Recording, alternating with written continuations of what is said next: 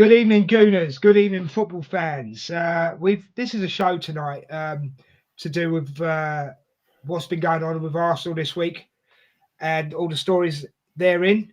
But we have to start tonight on a very sad situation. Um, we haven't done this any sooner because we haven't been able to. But obviously, yesterday we all know that Jota Diogo Jota and his brother passing away in a horrific car crash. And even though we're not Liverpool fans and we're Arsenal fans, we wanted to pay our respects to him, his brother, his family, his wife, because he's only just been married as well. So that's just absolutely crazy. Um, so we want to send our love, our thoughts, our prayers to his family. And yeah, rest in peace, Jota. What a great player. I've got to say, really good player. And not only was it a sad day for Liverpool and Liverpool fans yesterday, it was a sad day for football. Yeah. And before I carry on about Jota, I just want to say this. After you finish watching this show, go to your loved ones and give them a hug because you just don't know what's around the corner, do you?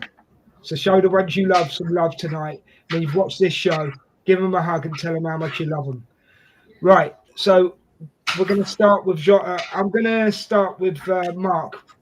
What do you want to say about Jota, mate? Yeah, I don't want to go into speculation and stuff, but the bits that I've read that he was told not to fly back over to Liverpool. He was told not to fly back over to Liverpool. He was just out of surgery, and his brother was driving back, and obviously there was a blowout, which was horrendous. But I don't want to talk about Jota, the football player. That's Liverpool fans. The Liverpool fans could do that. I want to speak about Jota, the person. Jota, the person, and what I've always heard about Jota was he's a very humble guy.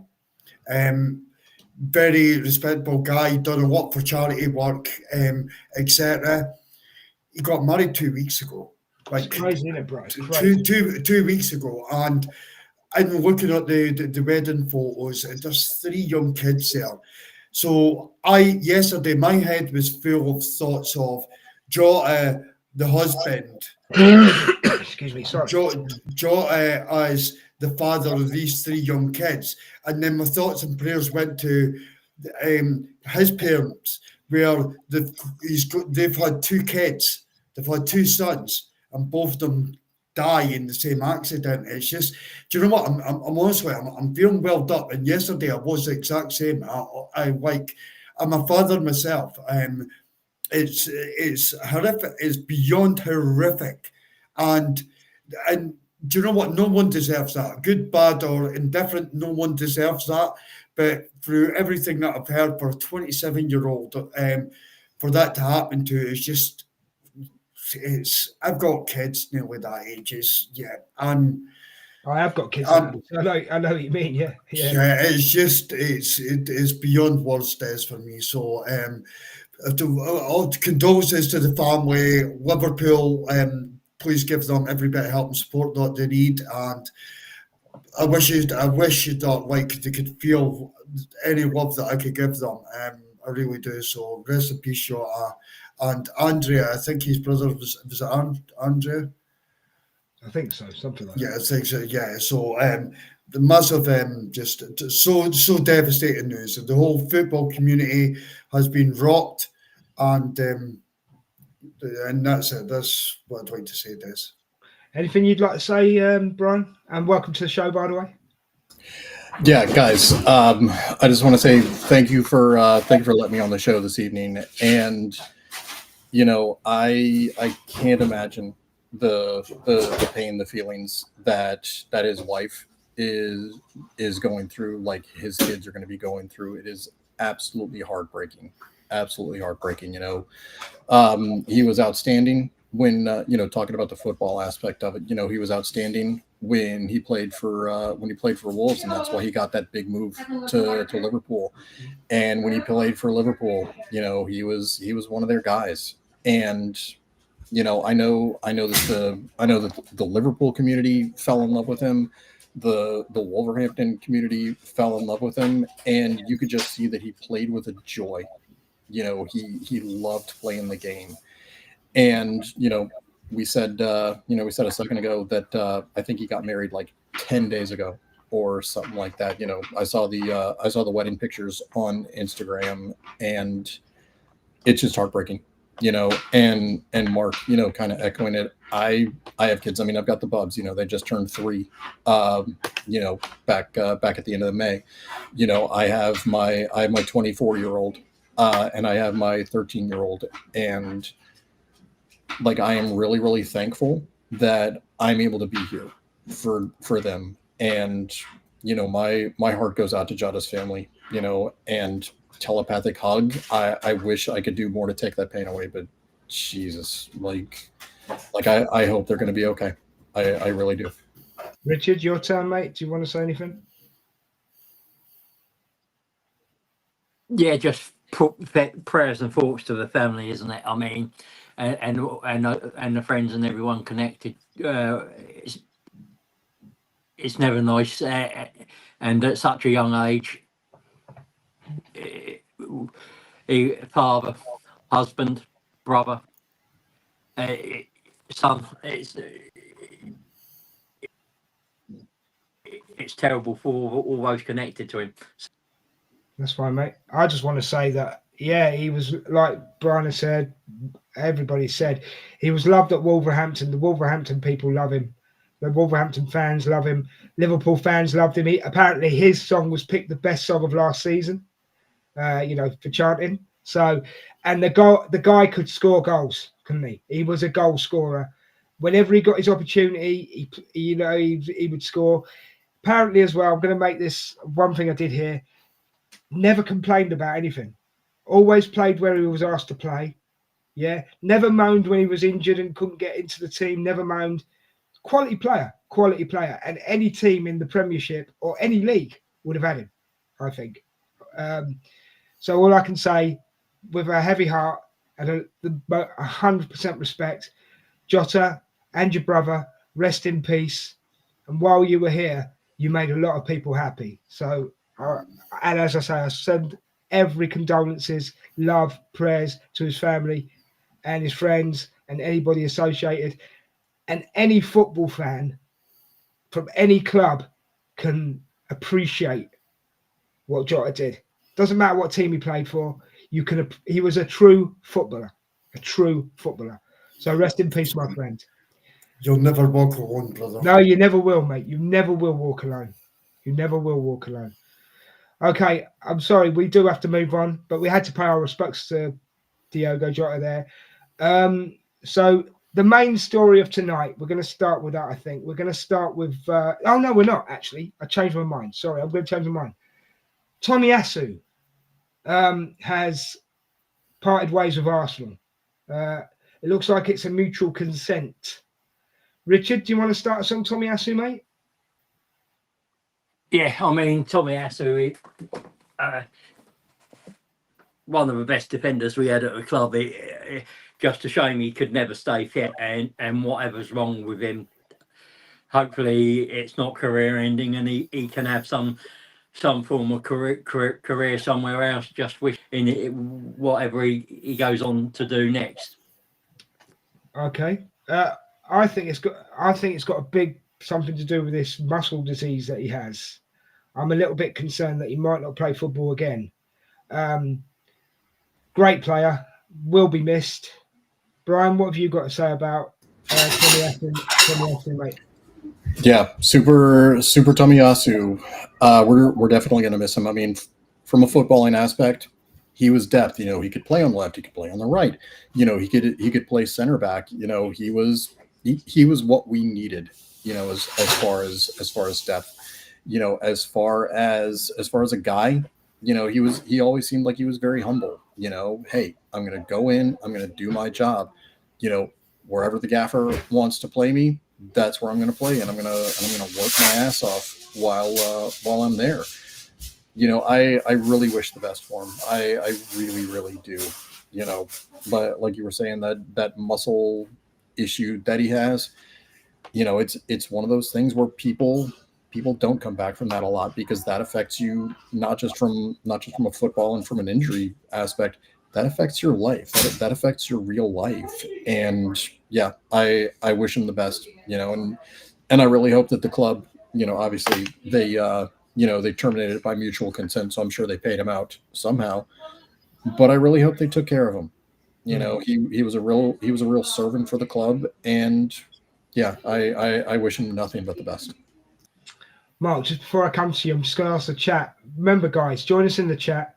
Give us your thoughts on Jota. It'd be good to see how you felt. Give us your thoughts on Tomiyasu and anything else that we talk about tonight. Put it in the chat, because it helps us and we can expand on it and we can give you a better show. So get your comments in the chat, please. Whatever format you're on, come over to YouTube and talk to us. That's all we want. We just want you to, because we're lonely. We want you to talk to us. No, I'm only joking. Mark, over to you for Tomiyasu, mate. Yeah, I didn't know what was wrong with Tomiyasu. I thought it was just that he was getting hamstring after hamstring, groin strain after groin strain, and that was it. And it wasn't until that we'd done the Dream Arsenal transfer window with Adam Keys from in the Arsenal Therapy podcast. And Adam actually broke it to me. That was the first time I knew that there was a muscle disease. I think Adam actually says it in that podcast, and it explained it. And because I remember being in that podcast with Adam and we're speaking, and I mentioned the fact that Tomiyasu was out for months beforehand of Rodrigo, and Rodrigo suffered a serious ACL when he was out for basically the whole entire season, and Tomiyasu is still 6-7 months after Rodrigo. That shows then how bad this is. That an ACL is classed as the worst injury that you could get in football. However, Tomiyasu, what's happening with Tomiyasu is it's obviously a million times worse. It is the worst thing that could happen to anyone in football. And when the news broke, I saw it this morning, and when the news broke, the first thing that I kind of thought was, it took me back to Elmeni, and he was injured, and Arsenal done the right thing. They gave him a new contract, reduced wages, and they made sure that he got on the mend, and then he left at the end of the contract on a free transfer, because Arsenal are like that as a football club. And it kind of makes me think, why have they not done that this time with Tommy? And that tells me that what is happening with Tomiyasu is very, very serious. Because if there's any hope at all that Tomiyasu comes back playing football and you can keep Tomiyasu fit, two things could happen. Arsenal could have a very good, versatile defender on their side, or we could flip him for 20 to 25 mil. And I'm sure there'll be a number of clubs that would pay that for Tomiyasu. So you could flip him and get that money. So why has Arsenal not done that? And that really got my head thinking today. And the only answer I could put to myself is, this is serious with Tommy. Tommy, and as obviously went to the club, they know the situation, and for me, they don't think there is a way back. And that is my conclusion of what I'm seeing today. I hope I'm wrong. 1,000,000% I hope I'm wrong, and I wish them every bit of best that I possibly can. Mm-hmm. But it doesn't make sense that Arsenal have done this unless this is totally serious. And I'm talking, when I say totally serious, I'm talking career ending. Yeah. And that's where I'm at with this. I agree with you, Mark. I think it could be career ending, but we'll see. He could pop up somewhere at some point, And I do wish him all the best. Great player, very strong player. Was strong as a blooming. He was a brick wall, wasn't he? Oh, he was. Yeah. He was absolutely. And when he did play for Arsenal, he always played well, I thought. He was outstanding, and it didn't matter what position that you put him in. He would cover that position brilliantly. Yeah. As good as the player that was in it. That's why he's going to be missed so badly by the Arsenal fans. Good with the ball as well. Very good with the ball. Yeah. Just to last point on it, if I made it, sorry. But Kieran Tierney was an injury-prone player, and Arsenal kept Kieran Tierney. Sorry, Brian, don't mean to make you cry. You've got shades on, nobody will see. He was an injury-prone. I was going to say, I'm going to start crying, man. I'm going to start crying. Yeah. he's an injury-prone player. But Arsenal kept him really right up until the end of his contract, gave him his free transfer. They could have offered him an extension and tried to get a bit of money out of Celtic. They've done the right thing by the player and let him go. And that shows that Arsenal do not terminate contracts. We do not terminate contracts. Tommy Asu, this is different. So I think this came from Tommy Asu. Not like, this is what's there. Can we terminate this? Maybe I'll go back to Japan. Maybe I'll see a specialist over there or somewhere else and see.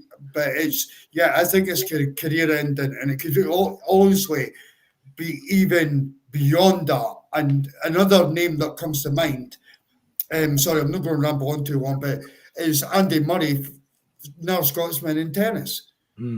Like he had to get replacement hips, etc. That might affect him later in life after the sport. He's obviously out the sport now, but that could affect him walking. He could end up in a wheelchair through that. So I'm just wondering if that's where it is with Tommy Asu. And I pray I'm wrong. I do pray I'm wrong, but that's where my kind of head spaces up with it.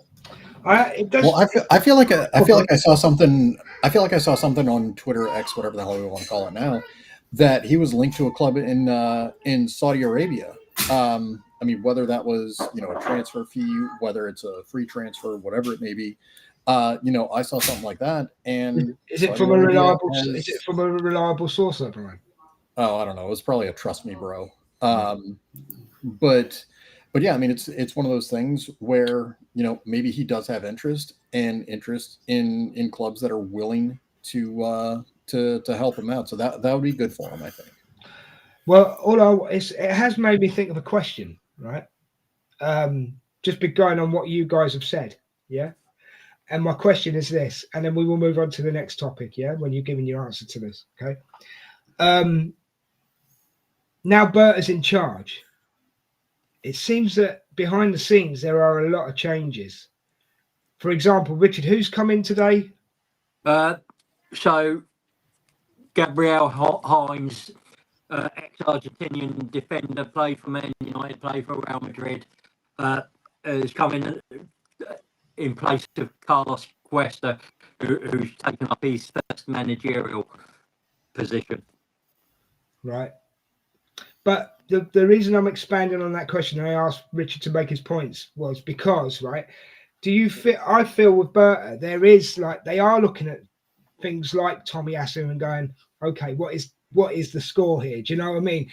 Do we keep him? Do we let him go? It wouldn't have happened under Edu, I don't think. We would have just kept him and kept him and kept him and hoped that he got better and better. Do you know what I mean? You know where I'm coming from? I just think I think in this window, and the further on we go in this podcast, right, Arsenal are becoming very serious when it comes to getting players now. Yeah. Who'd have thought, right? Okay, we are now in July, I know, but who'd have thought we'd have had 3 players in already? Yeah. This is Arsenal we're talking about. When was the last time we had 3 players in a week?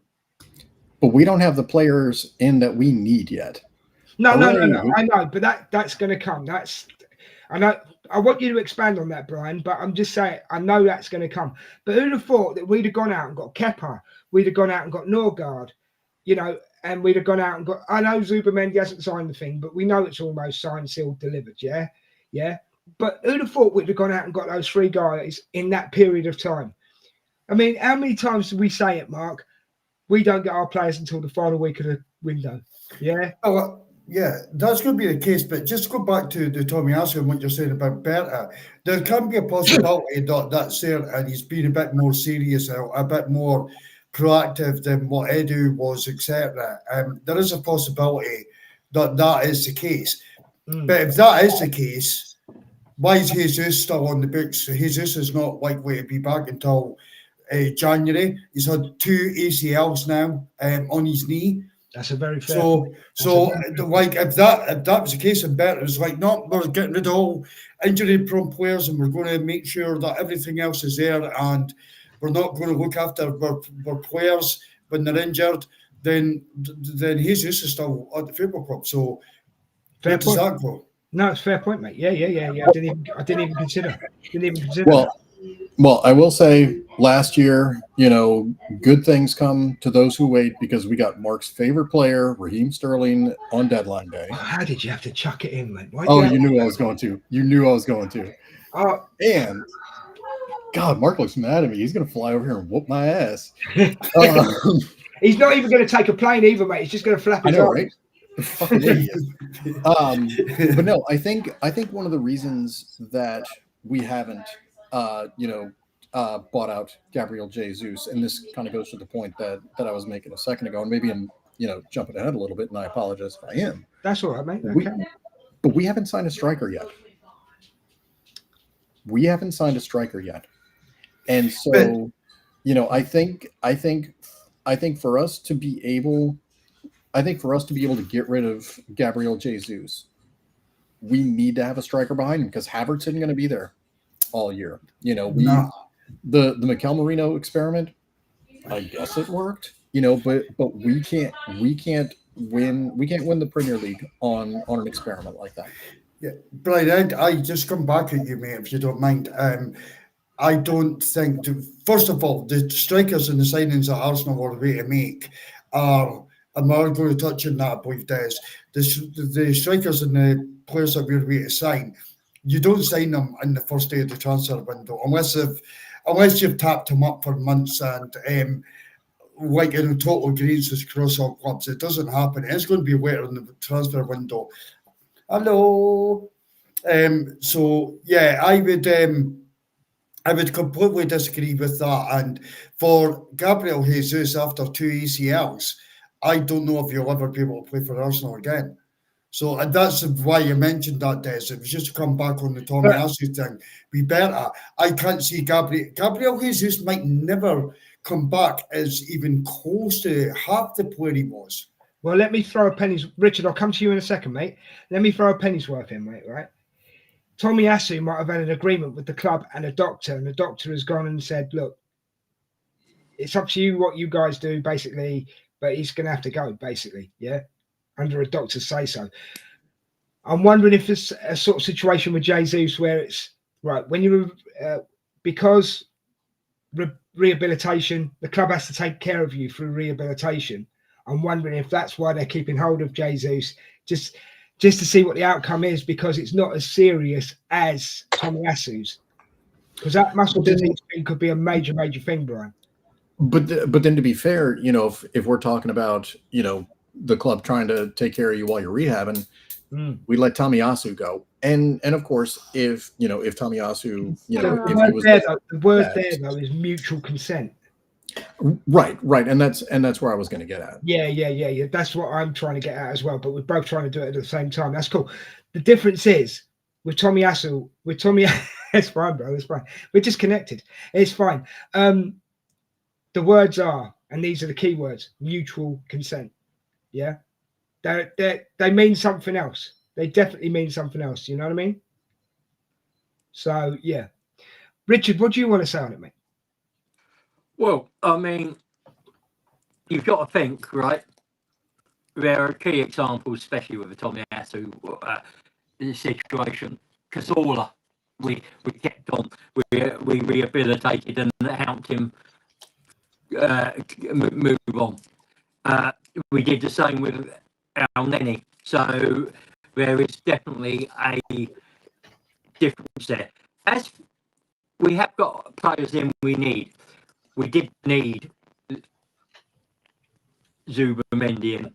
We did when it was clear that Partey wasn't going to come in. We needed another midfielder in that part of the field. We needed a backup keeper because we didn't have a decent number 2.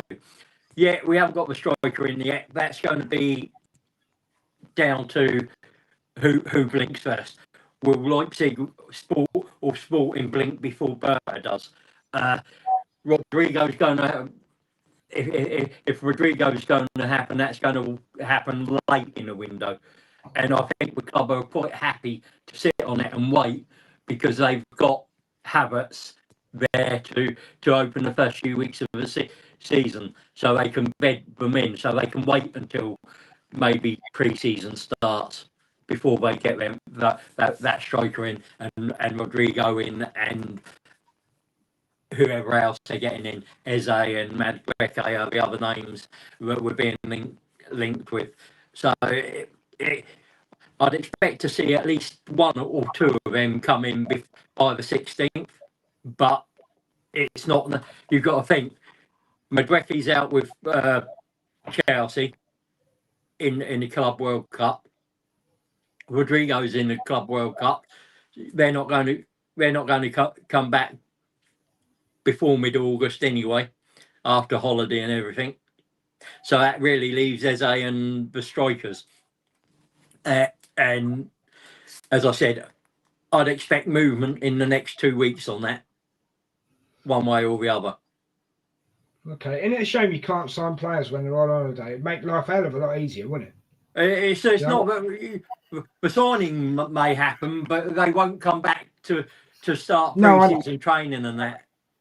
Yeah, but it would give the fans some reassurance if they know you're coming back.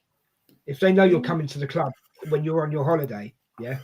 Yeah, I suppose so. But does the club have to reassure the fans? Yeah, I think they do sometimes, especially our fan base, because they're like up in arms. Like it's already been mentioned, we haven't got a striker yet. We hold on to these things too tightly sometimes. No disrespect to you, Brian. You made a fair point. It's not a dig at you. All I'm saying is there's a part of the fan base that, we ain't got a striker yet. I've got to make as much noise as possible because I need to be heard. It's that kind of attitude, that kind of mentality. Why can't you leave it down? Why can't you just leave it down to the club to decide when they do things? Yeah, because we want everything yesterday. We can't be. Patience is a virtue. You know what I'm saying? It's a good thing. Well, I don't even think it's necessarily impatience, right? And yeah, I brought up the fact that we don't have a striker because we don't have a striker. But I think it's a matter that we want, and you may have said this already, and if you did, I apologize. We want reassurance. We love our football club. We love our football club, and we want the people that are running it. Thanks, Dad. To be good stewards of our football club, and knowing what we need. Even the most casual fan can say, we need a striker. By us not necessarily moving as quickly as we may necessarily think, I think the concern is there that ownership, that Berta, even Arteta to a certain extent, they aren't being good stewards of our football club. Do you know what I think? Talking about stewards of our football club, I'm just going to say one more thing, and then I am going to move on the topic. But I've noticed this window as well. Where's Josh this window? We haven't seen him. Other windows, he's been sticking his nose in. We haven't seen him this window. Well, you know what? Let me ask this. Let me ask this, and this is something that I thought about a while back, right? So everybody's mad at KSE. Everybody's mad at my dad. Everybody's mad at my brother for doing whatever they do. But they're mad for two different things, right? Number one, they're mad because the club, doesn't spend money. Whether they do, whether they don't, people are mad that they don't spend money for the purposes of this argument. Number one. But then number two, people are mad because they think Josh or they think Stan or whoever is going to override Arteta or is going to override Berta and sign the wrong players. And so which way do you want it? Do you want them out of the process completely and just give a blank checkbook? Or do you want them involved? You can't have it both ways. I think you need to go to Mark for that one. Yeah, no, I agree. And Brian, I don't think that I don't ever blame your dad or your brother for the fact of interfering. I don't think that I don't think they do. I think Josh. I actually think Josh does a really good job at Arsenal. And that's my personal thing. Your dad, I can't stand him. I think he's an absolute dickhead. But out with that, it's a different story. But I'm gonna tell him you said that. I'm gonna tell him you said that. Give me his phone number and I'll tell him I said it as well, bro. I'll just tell him direct. We don't need a three-way thing. Yeah, that's kind of where I stand. So I don't listen. See when it comes to transfers, and like there's it's a final point, obviously, before we move on. But when it comes to transfer, people need to understand there's a process within a transfer. You have a selling club, a buying club, and you have agents. And you have like a shitload of lawyers in between as well. And to get all these parties around the table and to be able to communicate and speak, it's very, very difficult. Now, if you go to sign, you look at players. I'm going to give you two players as an example, both midfielders, Declan Rice and Caicedo. Declan Rice happened very early in the transfer window. And I'm using these two because they were high-profile players that were like in demand. They got signed at the start of the transfer window. Declan Rice had Arsenal and Manchester City after him, and a bidding war came up, and then bang, the target what the selling club wanted was reached, and the deal was done. Bang, gone. Then you had Caicedo. The exact same thing happened. Arsenal, Man City over Declan Rice. Then the same happened with Caicedo. Caicedo, there was Chelsea and there was Liverpool. Bang, the money was met. It was done. Now, the only massive signing we've seen so far in this transfer window is Florian Wirtz for Liverpool. Look at the numbers. The numbers are there. Like Liverpool reached their numbers, and that was it. Now, if Arsenal fans are complaining at this moment in time, the winger's not in, the striker's not in, but the wings are good. Why does Arsenal always take everything ages to do anything? Well, what I would say to you is Arsenal don't want to pay the numbers for these players. Arsenal want to get the best deals and get all the players they want. Like, they're not trying to, for instance, I want Sesko and Rodrigo. I get they two. I think we've had a 10 window. If you're chucking in an essay in there and you're chucking in the Chelsea right winger, who I'm going to butcher his name, I can never pronounce or something. Just call him Nonny, mate. Yeah, Nonny, mate. So if you're throwing that in on top, that's even beyond a 10. That's even beyond a 10. So if Arsenal say, right, we want Rodrigo now, Real Madrid, what are you selling them for? Real Madrid probably come back and say 120 million. So Arsenal are going to hold off, knowing Real Madrid, you have to replace him. So we'll just leave it until later in the transfer window. But I've got other targets lined up, and I could go and do that. I'm going to get the right deal for Arsenal Football Club. And that is Berta's job. So you do not sign these players unless you're paying the maximum fee. And Arsenal fans and other football fans, not just Arsenal fans, football fans in general, actually need to try and understand this. So these players are not coming at the start of the window unless they are your ultimate primary target. And you've got a bidding war where there's two clubs going full on early on in the transfer window, that fee will be met. Up until that fee's met, Leipzig want 90 million or whatever it is for Sesko. Arsenal want to pay 60. We'll hold off and say, Leipzig, on you go, it's fine. The later this gets into the window, the harder it is for you to replace him. You can set up your targets. I don't care if it takes the final day of transfer window. You will sell because he will not want to play for you. And that is where it's a game of chess. That's what it is. And people just don't see it. People just do not see it. Richard, I want you to tell us what you think before I move on, mate. Because I mean, as I said, it is a literal game of chicken, and it's who's going to blink first. Berta's is saying to both clubs, look, I've got this player, I've got Sesko, he's saying to Sporting, I've got Sesko lined up. You lower your price, or I'll go with Sesko. He's saying to Leipzig, you lower your price, or I'm going with Gyökeres. You're going to miss out. I can wait. I'm happy to wait. But we don't have either of them. We're going to get one of them, though, Right. Brian. We're going to get one of them. He's told Juventus. Gyökeres has told Juventus, and he's told Man United that Arsenal is his priority. We've got that sewn up. It's we can pull the trigger. If we don't pull the trigger, he'll go somewhere else. But he will wait to see if we pull the trigger. Right. Yeah, I mean, yeah, that's fine. But then I can throw at you giving a verbal to Arsenal, Mudryk. We don't need to go into that, but Mudryk, yeah, he gave a verbal. Yeah. You know, but he's also said his preferences and his desire, his first choice is Arsenal. I get that. I get that. He got placed out. He got placed out and moved to Arsenal. Yeah, I know. I'm trying to. But looking back on that, we dodged a bullet. No, we did. Yeah, we dodged a bullet. I'm just using him as an example. Berta's moving differently to what we're used to. Hell yes, definitely. And it will take a bit of getting used to.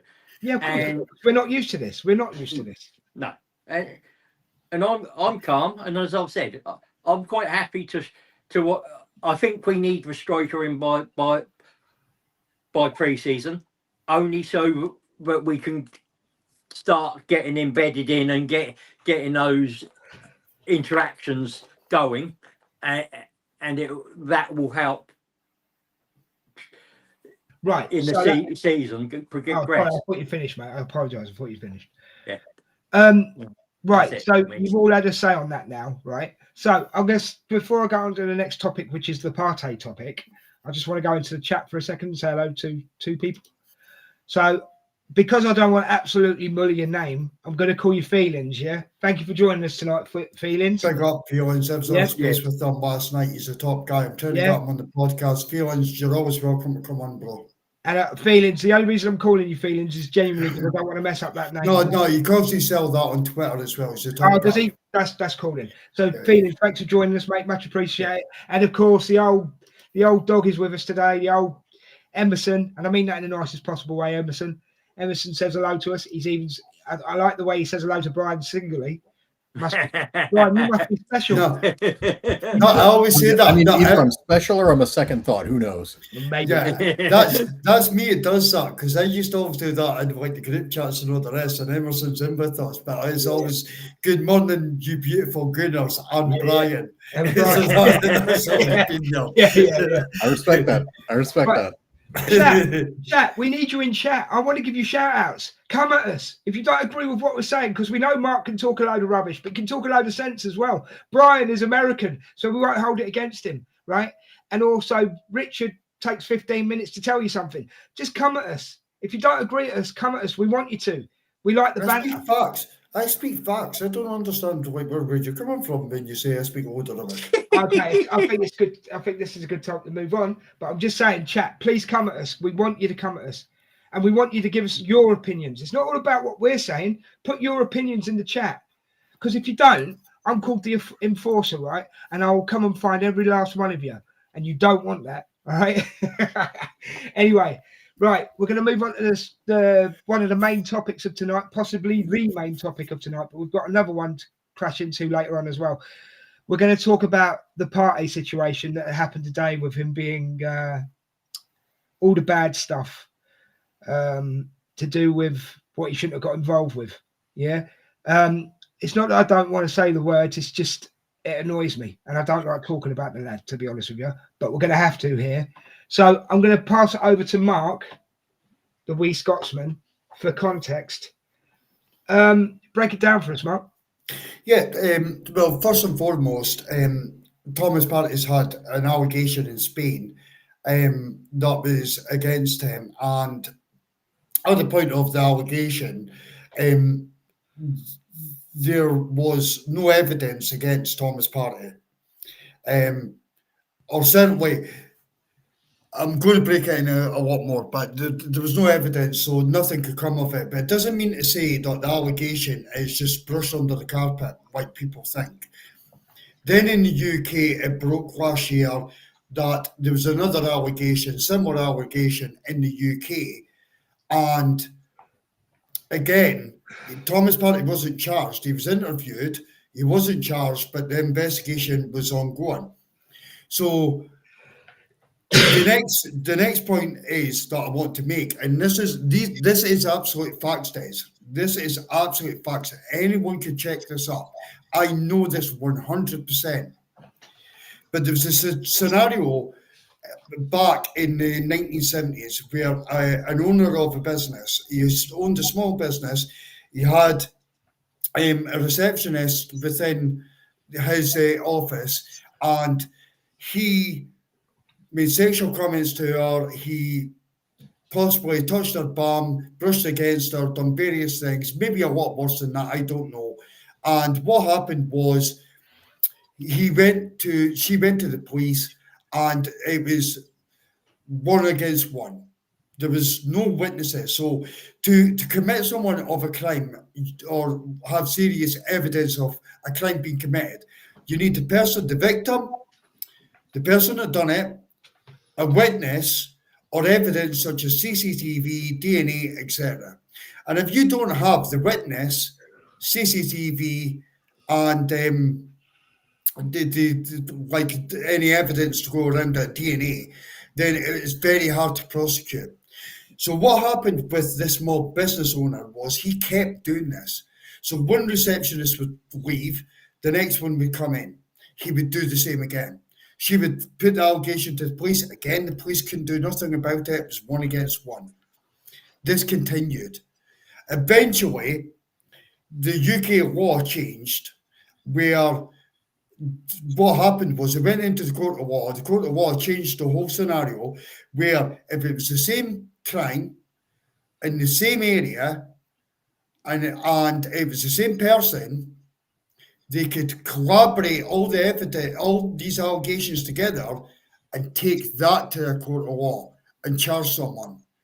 This is exactly what's happened with Thomas Partey. This is the exact thing that's happened with Thomas Partey. Now, one of them is in Spain, one of them's in UK, so you will say it's not the same place. Everything else is resembled perfectly.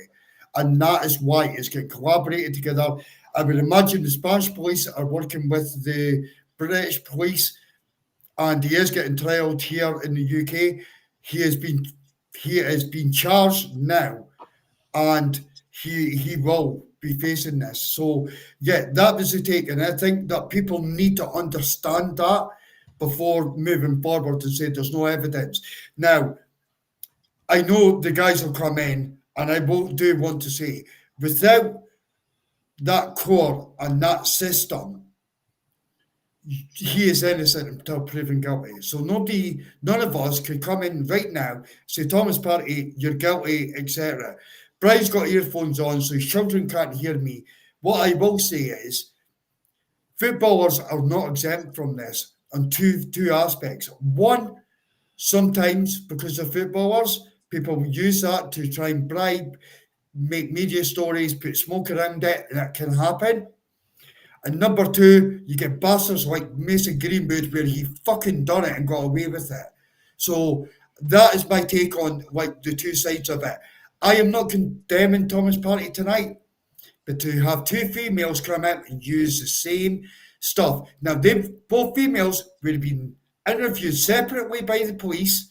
They probably never been in contact with each other, probably never collaborated the same story together, but I guarantee that their stories, when it comes out, are very similar what Thomas Partey is accused of on that evening. And that's what Arsenal fans and the football world have to face. Brian, your thoughts on it, mate? So first thing, I said it on a podcast a little while ago, but one of the things I really respect about the UK is that they don't release names of people that are under investigation. They only release names once they're actually charged, once they're actually indicted, whatever you want to call over that. And I really respect that, that tries to prevent as much as possible people from getting convicted in the court of public opinion, and to kind of echo Mark, everybody has their right to their day in court, and to be convicted of this stuff, you have to be, they have to think beyond a reasonable doubt, by a jury of your peers that you committed the crime. I don't think that anyone, I mean, this may be a hot take, I may get flame sprayed, whatever like that. I may sound insensitive, but I don't necessarily think that anybody should have their job or whatever like that held against it or lose their job because of allegations, because they have to be proven. Echoing what Mark said, as footballers, as celebrities, as wealthy people, you are going to have people that are going to try and take you down. With Partey being charged now, yeah, guess what? You better come there. You better defend yourself. You know, with the Mason Greenwood thing, I do think that's kind of shitty because we all we all knew exactly what happened, but then the alleged victim, and words matter.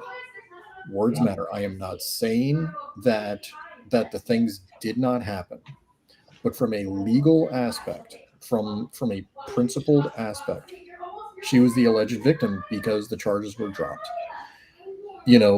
Mason Greenwood had the right to respond, and because his girlfriend, ex-girlfriend, whoever, because she dropped the charges, there was nothing that CPS could do anything about it.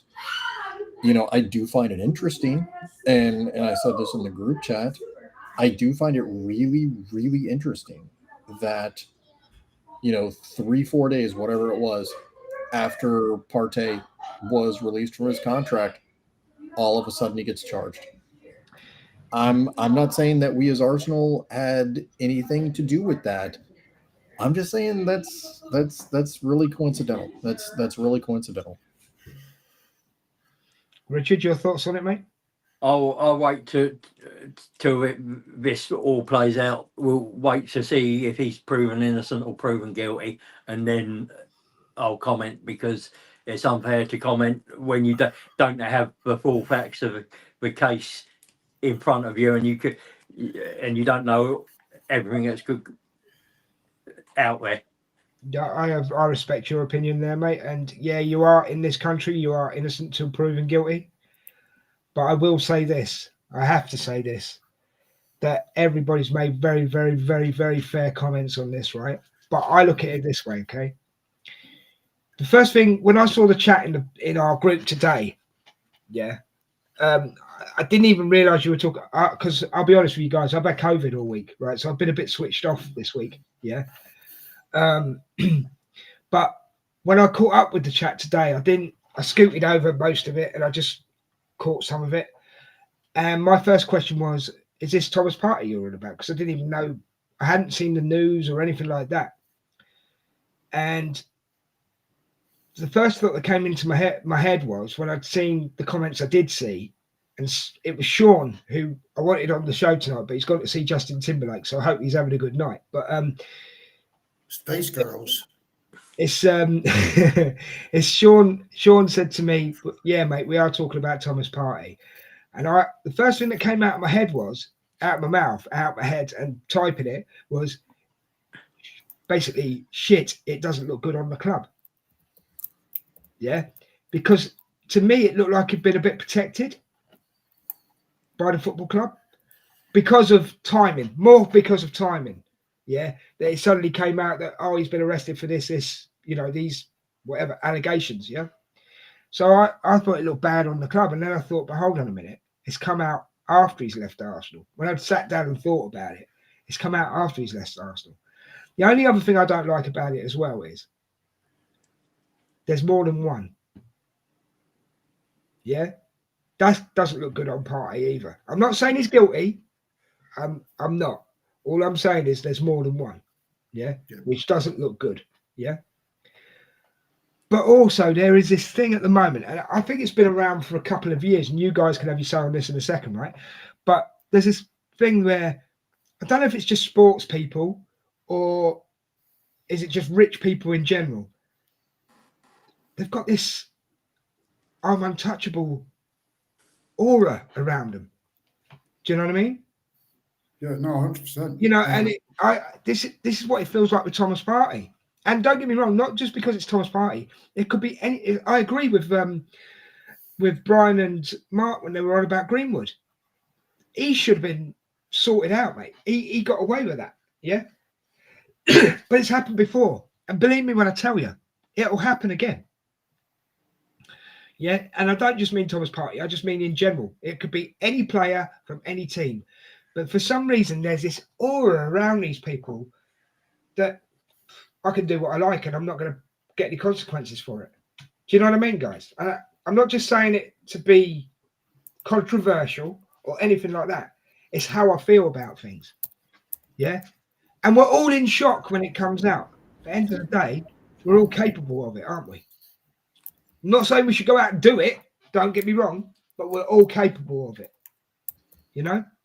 So what do you think on that, Rich? I'm going to go to you first, Rich. What do you think of what I'm not actually accusing him. I'm just saying there's no smoke without, what you're saying is there's no smoke without fire. Yeah. And that's a fair enough comment, but and I think it's purely coincidence. I think it's taken the police and the CPS this long to come to a decision whether there's a case against him. And you've got to remember that the CPS will not prosecute unless conviction is highly probable, because they will not waste the payers' money. They don't do it. They pretty much go on sure things. So, but as I said, we'll wait until I think. I just think it's purely coincidence that we released him and then he gets charged. He could have been charged last year if everything had been wrapped up, but these things can take time. The process of the law can be quite long-winded and take some time. But again, it's just wait and see. Just Brian? wait and see.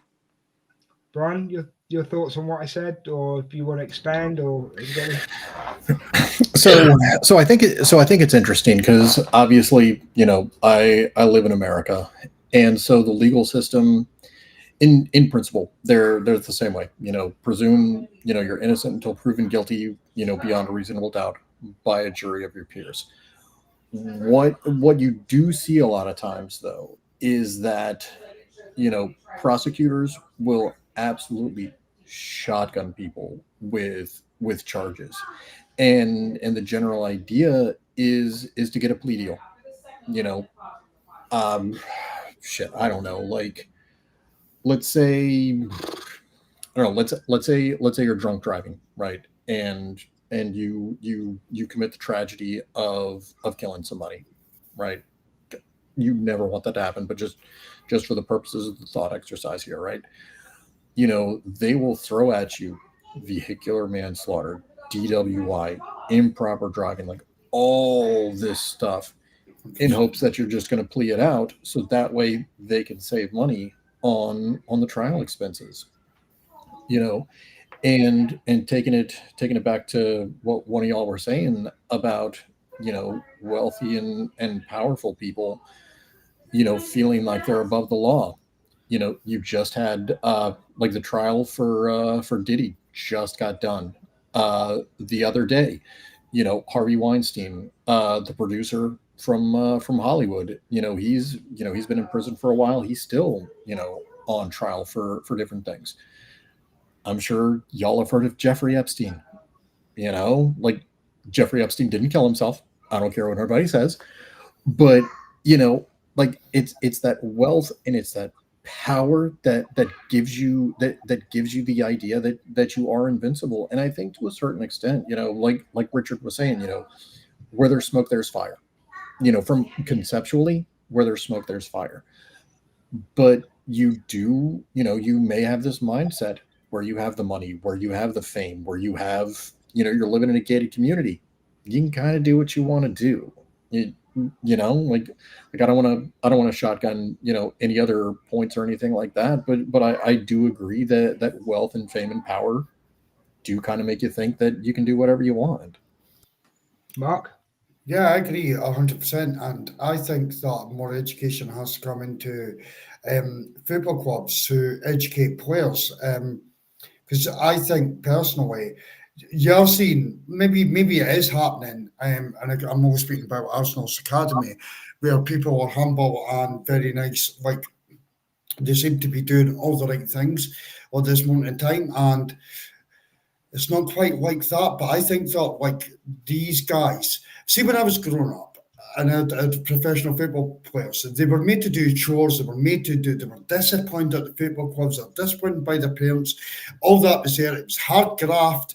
They had to like Messi would have been like not like Messi's age. A footballer would have been carrying a bag of like 20 footballs, like from the team bus onto helping the coaches set up and putting that out. Like this is Cleaning like the all boots. yeah, cleaning the boots, cleaning the dressing room afterwards. Like that discipline was set in to all the players, and I just don't think it's there. Especially at the high level of the Premier League, it's not there. So these guys, Brian and Richards touched brilliantly.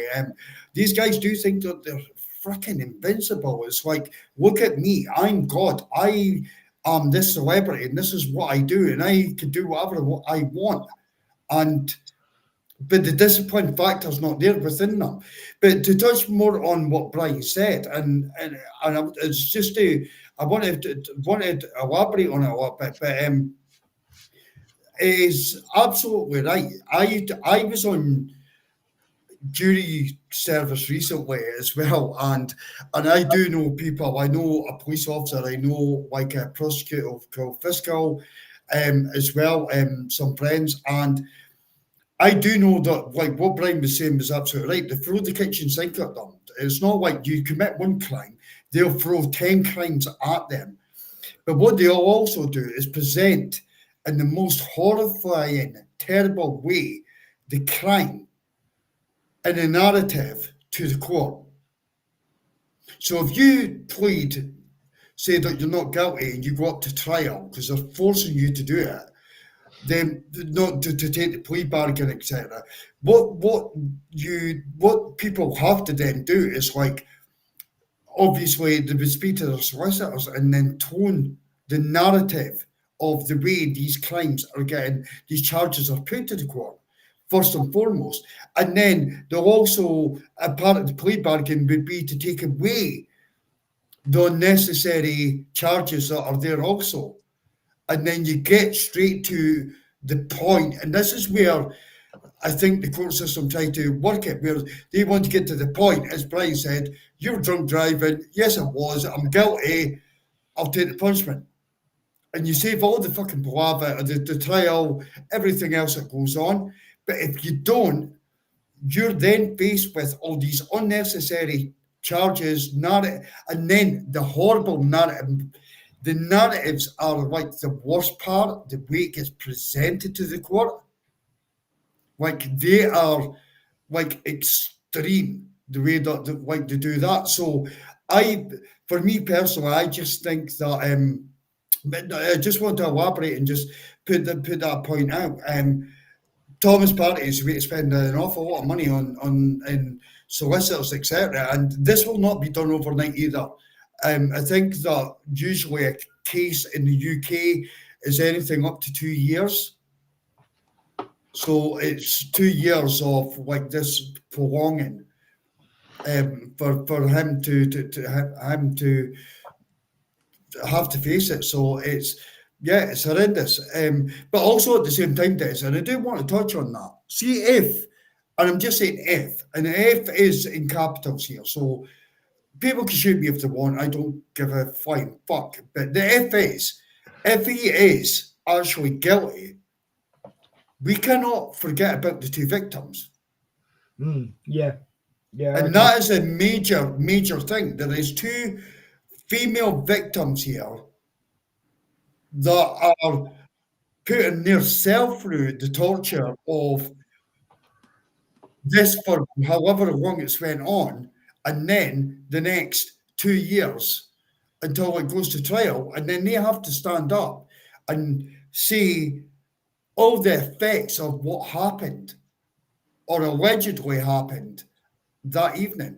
They have to come back. Now, these people will be scared. If it's true, just for a second, just run with me. If this is true, they'll be mentally scarred from what happened to them.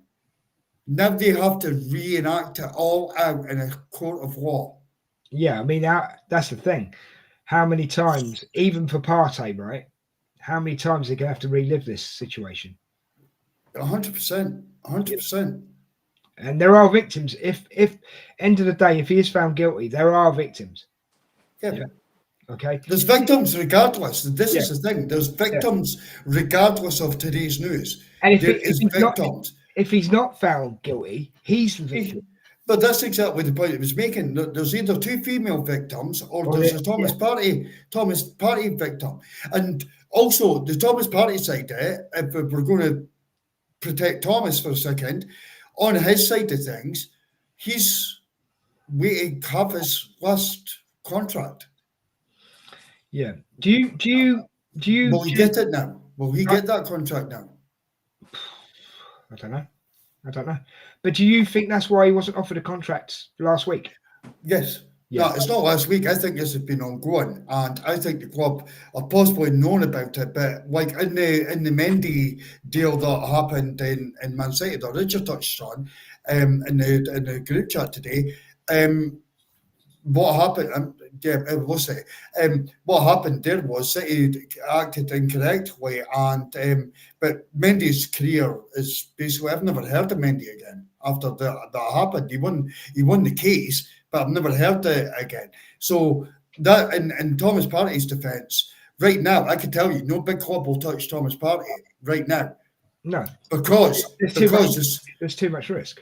There's too much risk for them, and the fact not of the contract. If he comes in, he gets found guilty, he's gone. Well, that contract's null and void. Yeah, where the problem lies is in the sponsorships around that club. Mm-hmm. Mm-hmm. Do Fly Emirates want to be linked with a football club that has a player that's got these allegations but been charged with like these allegations? Well, the reason I they said don't. The reason I said was, do you think he wasn't offered a contract last week because of this? Is because that's when he was pleading for his contract, wasn't it? You know, No, it wasn't last week. This has been ongoing for like months. This been ongoing. I don't think. The time was up last week. The time was up last week. Yeah, the time was up a couple of days ago, and I think that the police. I saw somebody mentioned in the group chat today that it's coincidence, maybe possibly Brian, but it's coincidence that like 2 days later after he leaves Arsenal at the end of his contract that this happens. See, if Arsenal knew he was going to get charged, he would. I think Arsenal would have done. He'd have gone. They would have disconnected. They couldn't waive him last season, but they would have disconnected from him completely. They would have given him a suspension and let his contract ride out, probably. I don't know what they'd do, a garden leave, something like I don't know, but they would not. Like, we don't even know if there was rumoured agreement of a contract being agreed, and then all of a sudden it went quiet. So did Arsenal get wind of this and said, absolutely not, we're washing our hands? You've got to think, from Arsenal Football Club's point of view, you've got Fly Emirates, you've got Adidas, you've got Lazarus, and you've got various other sponsors.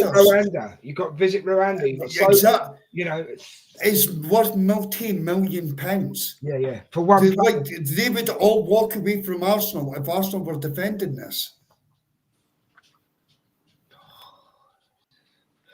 I totally agree. Max, you've come in too late, bro. Yeah, I agree. There's Max probably fell asleep. Yeah, I know, but there's a massive cloud. There's a massive cloud hanging over this, and only time will sort it out. Yeah, 100%.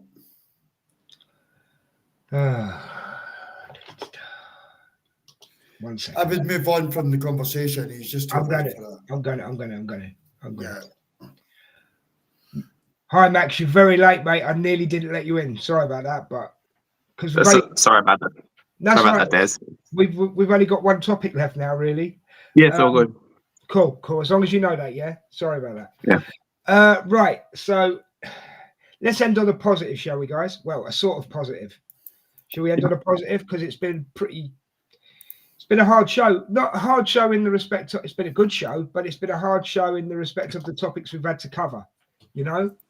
But today we got an offer, or it's either today or yesterday, we got an offer from the Saudi team for Martinelli. How much were we offered, Richard? It was £8 million, which is about 73 million pounds total. Right. Okay, so this to me is a no-brainer, right? I'm going to give my 2 pence first, right? This to me is a no-brainer. End of the day, it's 70-odd million pound for Gabriel Martinelli. Yeah, love the kid to bits. Think he's absolutely brilliant. Had an up and down season last season, to be quite honest. Still love the kid, but if you sell him for 70+ million pound, there's most of the money for your striker covered. There's the money covering Noni and Eze. Yeah, he's been a great servant, but the money's right. Martinelli, love it a bit, but good luck for the future. That's how I feel about it. Brian, are you there, bro? Has he gone off for a second? He must have gone off for a second. He's fallen asleep. Yeah. No, Brian said he'd be right back. Oh, did he? I missed it. Sorry, I did miss it. Right, Mark, what's your thoughts, bro? Yeah, I think that I would 100% would take it. 1,000,000% I would take it, and the reason being, and I don't care. We need to break low blocks. I don't hide it, and this is all we need. Is as simple as that. Real Madrid zone 1.5 million followers, and there you are, 90 million euros. So we have the possibility of selling Martinelli for what, 85 million euros. We'll have to add 5 million euros on and we get this guy.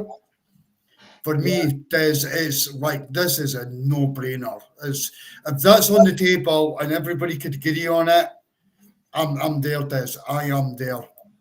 And you called it so many months ago, mate. You called it so many months ago. They'll all know. They'll all know when it happens, mate. They'll all know when it happens. But yeah, for me, I would take that. I would take that money and run.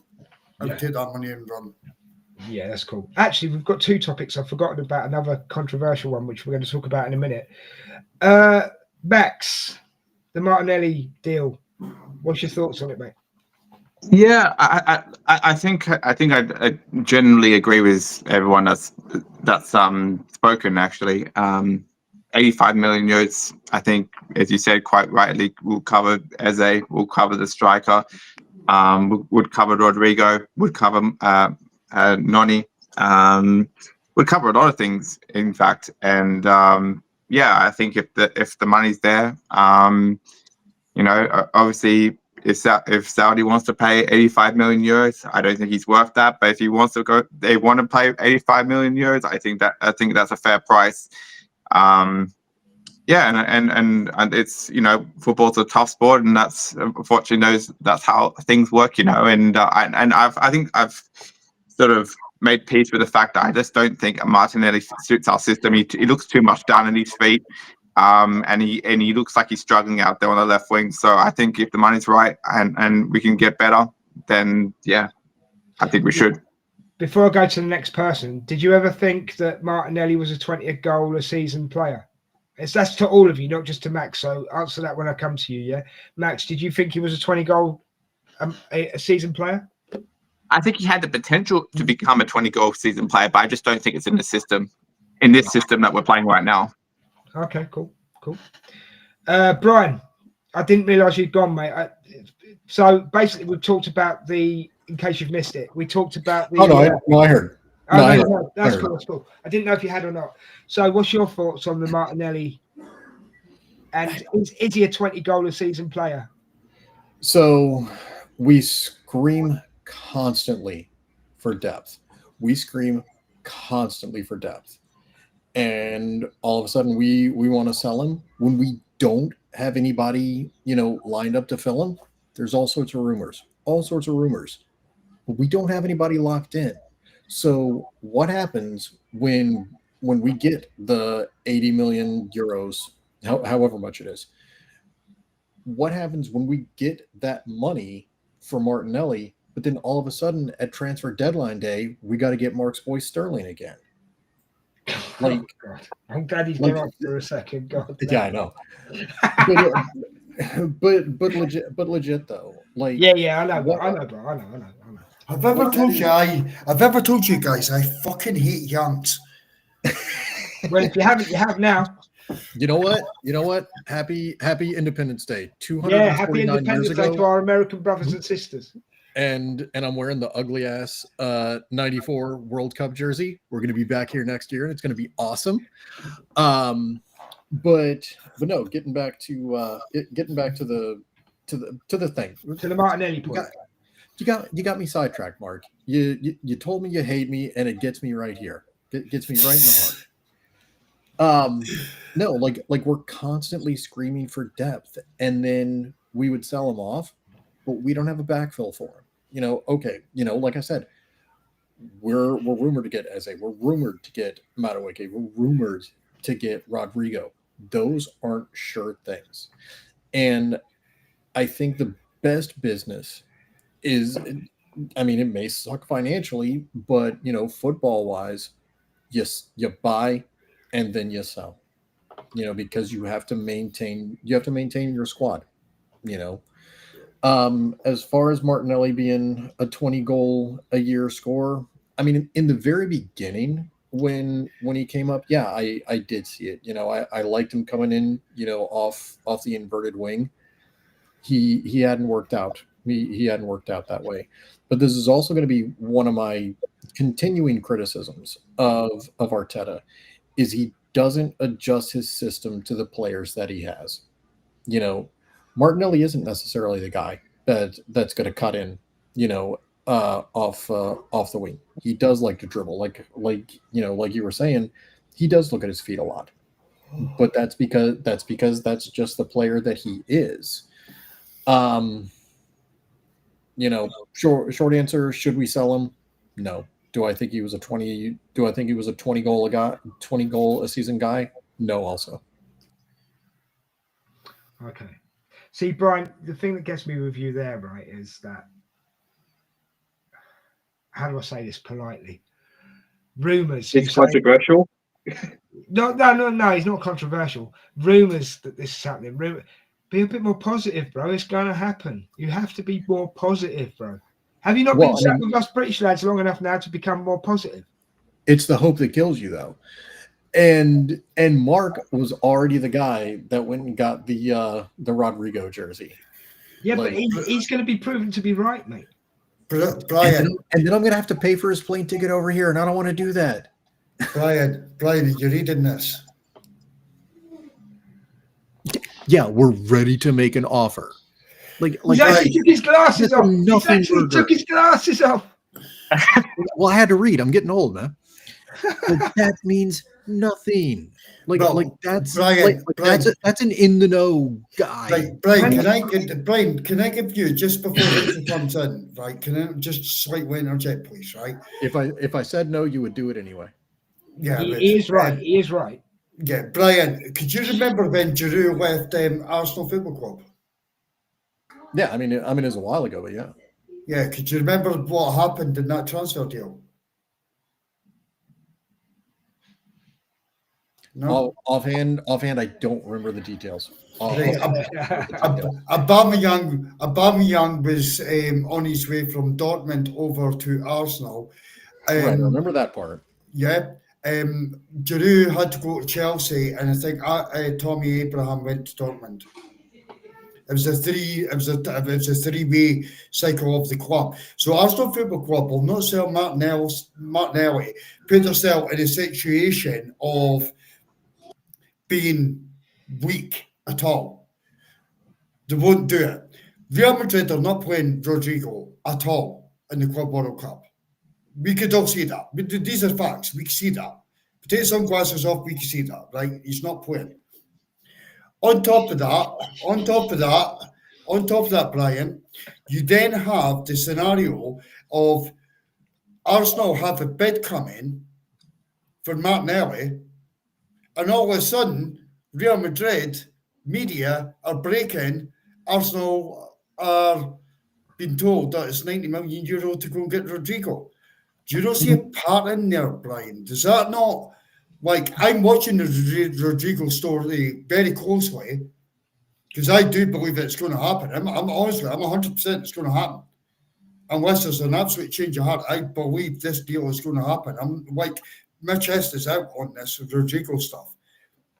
So do you not think that when you see Real Madrid media breaking it, and you also see the links coming in for Martinelli, that Berta is actually doing the two deals at the same time, because that's where transfers work, to say, yes, you could have him. Have you agreed with his camp? Yes, Real Madrid, we'll do that. We've agreed with Oh, Rodrigo. Do you not think that that's part of negotiations? I just want to chuck But something. let me turn this around. Let me turn this around. And like, this is something that I have banged the drum on so often. I don't like players going to Saudi. I don't, because they are Don't give a paid. shit. Hang on. Let me finish. I don't like players being paid in oil and blood money. Yeah, but you've got your reasons for that, and I understand that. And I really hope that Martinelli would have enough about him to not just go for the paycheck. I mean, yes, you want to get generational wealth. I understand it. But have the sporting integrity and want to do the best you can with your life to not go and do that. Yeah, but not everybody. So I don't care about the dominoes. Like, I don't care about the dominoes. I don't want Martinelli to go there. Yeah, but bro, not everybody thinks like that, bro. I know what you're saying, but not everyone's got your principles or your scruples. Do you know what I'm saying? Do you know what I mean? I'm not saying that Martinelli's a bad person. I can understand where you're coming from. No, I get it. We have a saying in the UK. Money talks and bullshit walks. Right. So, Brian, Brian, the final question on you. What means more to you? Do you want to see Arsenal upgrade their team and not actually care if Martinelli moves over to Saudi and we get the better player in? Or is it a case that your principle stands in the way? You don't want Martinelli to stay and we don't upgrade the team? It's not a good business model if you're putting principles in the way of a business model. You know what I mean? But think about this, right? What's the motto? Hang on. I'm going to answer your question with a question. What is deflection? What is the motto of our football club? Victoria Concordia Crescent. Oh, he's coming at us with the Latin. Right, okay. So yeah, go ahead. Go on then. Explain. Victory through harmony. And I think we can all agree that Arsenal is nothing but class. Nothing but class. And so I would hope that anybody that comes on and wears the kit and puts that badge on their chest would live their life in a principled manner where they are trying to be victorious by being in harmony with the club, with their teammates, with the supporters. And for Martinelli or for anybody, for anybody to go to some place to go there for dump trucks full of money, that's not exhibiting the values and the ideals of the club that we love. Bro, but we could throw so many things at you, bro. We could absolutely. It's the way the world is. right? There's another one. As I said, money talks and bullshit walks. Can I just say, Brian? Brian, I actually do agree. Brian, I actually do agree with you. Yeah, I do actually do agree with you, right? And I think for me, I think for the team, I think Martinelli and Rodrigo would be a better upgrade than Rodrigo and Trossard. I would I would get the agree. money, but do you know what? We need to let Richard complete. Yeah, I'm coming to that. I just wanted Brian to finish his point. Richard, I don't say this very often, right? But I genuinely mean this time. Don't give us no short answers on this. Take your time. Say what you want to say, because Mr. Yankee Doodle Dandy down there, right, has taken over a bit. Sorry, Brian, but yeah, you know what I mean? And it's all because of your ethics. And that's different. It doesn't come into football. It doesn't come into football, mate. But that's not against you. I'm just speaking generalisation, yeah? So, Richard, give us your thoughts on it. And I don't care how long you take, and I don't care what you say. Just take your time, right? Go for it.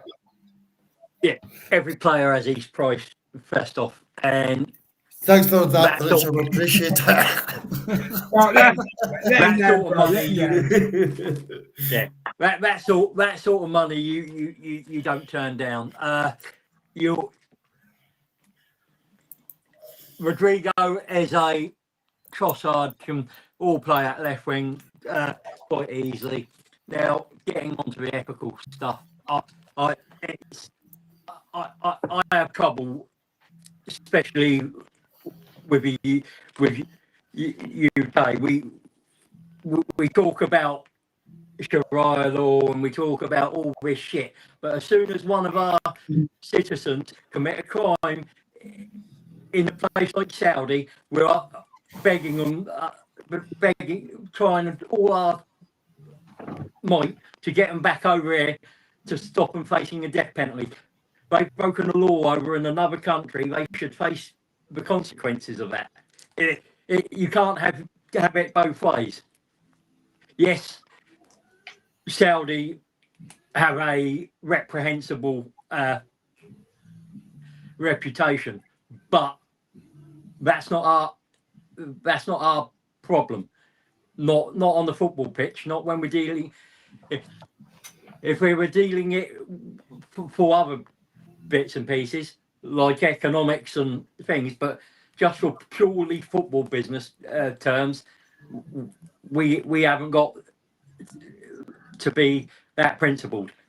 We lose money. Is that all you want to say? Yeah. You don't want to back it up with nothing else? Nope. Okay, as long as you're happy, I'm happy. I'm happy. Yeah. Right, so I think we've covered everything there, really. I don't think we can expand on that anymore. So we're going to go to our final and second controversial topic of the evening. Now, I thought the Partey thing would rile people up, but this could really rile people up. Brian, I just need to know if you're still listening, mate. This could still... Oh, cool. This could still rile people Had to up. grab another beer, man. It's Independence Day. That's fair enough. Get him down, man. Us colonies, they got to stick together. I'm going to say one Hell thing. yeah, we do. I'm going to say Excuse me. one thing. Only one of you's a colonist. The other's a convict. Will you let me do my job, please? Is that okay? Ooh, good point. Good point. Well played, Richard. Well played. Can you let me do my job, please? Is that all right? Yeah. Right. Okay. Can you behave yourselves? Otherwise, you'll be put on the naughty step. Thank you very much. Right, guys. I'm going to say one sentence, right, and then I've got to decide who's going to come in on this first. Okay. And this is the last topic of tonight, guys. So here we go. And I say this with a deep breath and a heavy heart. Is it time to sell Ethan Nwaneri? If yes, why? If no, why? And then we also need to talk about academy players and how Arsenal deals with them. But is it time to sell Ethan Nwaneri? Who wants to go first? Go on then, Brian. Brian, put his hand up first, mate. Sorry. Go ahead. So this was in my dream. This is my dream transfer window podcast that Mark and I did, and I think I'm the first person to have come up with this idea. Like I don't know if I was. I'm the first one to remember it. But echoing the transfer window podcast, cash rules everything around me. Crew, get the money. Dollar bill, y'all. You get the money for one area, assuming he's worth the 30, 50 million, whatever it is, on transfer market. He's not gonna displace Saka. He's not gonna displace Odegaard, especially if we're bringing people in. You get that money for him, you reinvest it in the squad. It's pure profit. So get that money, build the squad out. Okay. Before I go on to the next person, right? Chat, get involved in this one. Tell us what you think. Is it time to sell Ethan Nwaneri? And don't forget to give us a like, a share, and a subscribe, right? And join us on the In the North Bank YouTube channel, because we put out shows like this every week, even sometimes several times a week, and we love it. And we want you all to be part of it. Mark, I've got to go to you next, right? Because you put your hand up as well. Hit it, bro. Yeah, Brian was the only person to come out with this, and at the time I was like, wow. I couldn't believe that he was actually saying it. I was like, this guy's crazy. And then I sat back and I thought, he is actually crazy. But anyway, I sat back afterwards and I thought about it in a bit more depth and to try and get the angle where Brian was coming from. And it took me back to a place of Chelsea when they were winning trophies. Like they were winning Champions League, Premier Leagues. And what happened was, I'll try to keep this so it's not long-winded, but what happened was, at that time, they had unbelievable players. And the likes of Declan Rice, Lukaku, Kevin De Bruyne, Mo Salah were all in their academy. And Chelsea flipped them. And the reason that Chelsea flipped them is the right thing here. And this is the point I want to really get to. And why I understand where Brian's coming from on this. And honestly, I had to really look deep into what Brian was saying and this angle he was doing. And when it did, I was like, I understand where he's coming from. Now, Des, say for argument's sake, for the listeners, Yeah. you've not came through Arsenal Academy. Right. But I could flip you for 60 mil, right? Uh-huh. You go over a contract of, like on the books, you go over like a 5-year period of that. So your contract fee gets broken down over a 5-year period. And then Arsenal could then times that by 5 again if they go and sign another player to come in to replace you. So basically it's a like for like money sale. However, because Ethan is worth 50 million, Arsenal could flip him and he goes straight on the books there and then. So his whole 50 million is not like yours, whereas 12.5 million goes on the books for that financial year. And this is for PSR and it's also for FFP as well. So where Brian's take is with this, you get the 50 million for Ethan, because it goes straight on your books, you could then put that 50 million over 5 years. So you could basically times it by 5 instantly. So Arsenal could theoretically sell Ethan and go spend 250 million in the transfer market. And you put a sell-on clause in it too. A sell-on clause in there and also a buyback clause as well.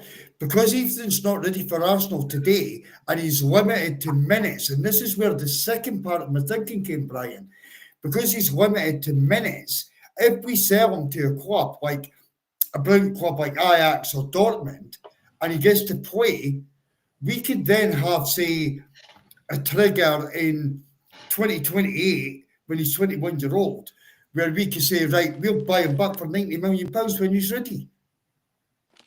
If you want to win trophies, you have to be ready now.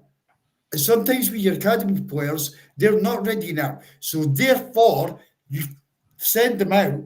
Only costs you 40 million. The cost of inflation, etc., it's not really that bad. You buy them back. If they're good enough, they'll come back. Now, my last point on this, and Brian, you did get me thinking, by the way. You could obviously see, I'm like, yeah, I'm there, bro. I'm with you. Right? You did get me thinking. But we got offered Our highest sales of a player is Oxlade-Chamberlain. Soak that in. We're shit at selling. We sell at the wrong times. Oxlade-Chamberlain, all the years ago to Liverpool's our highest sale. We got slightly better last season, right? So now my thinking is we have to pick the right time. We've been offered 40 million from Villa when they sold Jack Grealish to Man City for ESR. We refused. 18 months later, after he's out for 18 months with a groin strain, etc., not playing football, we flip him, we lose 10 million on that deal. We had Maitland-Niles, and that was the name I was trying to remember, Brian, when you were doing your podcast. It was Ainsley Maitland-Niles. We got offered £25 million for him. He left Arsenal on a free contract. We do not flip players at the right time. So this sell-on clause, buyback clause, I'm with it. And also treat it as a loan deal. If you've got that buyback clause, it's a loan deal. He's going to go to that club, he's going to play, he's going to progress, and when he's ready and he's good enough, he comes back. If you don't make it, he was never good enough. They can sell him on and we get a fee out of that. And that is where Brian, I actually think it was an absolute fucking brilliant point. So for me, right now, I would flip Ethan. Right now, I would flip him. Richard, your thoughts? You're on mute, mate. Try again. Yeah, so I mean, it's a maybe. I'd like to see. I mean, what I don't like is the fact that he's concerned about minutes being played. I think you have to back yourself to be, that you'll earn those minutes because you're good enough, and that would be a concern. So if you can't within 2-3 weeks get a deal across the line, then sell him, and I'd have no issue with that. But I'd give it to 2-3 weeks, see if we can get something done, and if not, definitely sell him. You've got to think, Man City since 2014, 432 million sold their academy players for. Think of what that's actually bought them. It's bought them Haaland, it bought them Alvarez, it's bought them Rodri. Yeah, and Shirky and Marmouche, and how much I spent this in the last 6 months. Chelsea, 290 odd million in a short period of time for academy players. It funds the first team. They're not good enough. Let sell them on. Put a buyback clause in. Put a sell-on clause in. Do whatever you need. First refusal. It's whatever you get, but we have to be better at selling and making money from our youth projects if they're not going to make it in the first team. Fair enough. Max? Yeah, I think I would keep Ethan. I know it might sound like an unpopular opinion, but I would keep Ethan. And I would loan him out. That's what I would do. I would loan him out to either the Ajax or the Dortmunds and everything else, and then buy ready now players. That's what I would do. And then that way you still do both benefits by winning now, and then you get to send Ethan out to a club like Ajax or Dortmund or wherever somewhere in Germany, like Leipzig or something like that, to go and play, right? And then we get to see how good he actually is and still keep the player on books. And then that way, if he does come back, we can always go, well, he's coming back ready, he's coming back stronger, and he's coming back to come into the first team, you know, if need be. So that's what I would do. I would literally keep Ethan, because I think he's not ready right now. I think in 2 years, I think he will be ready. And I think if you send him out alone, that way you get to keep the player and you get to by Ready Now players as well.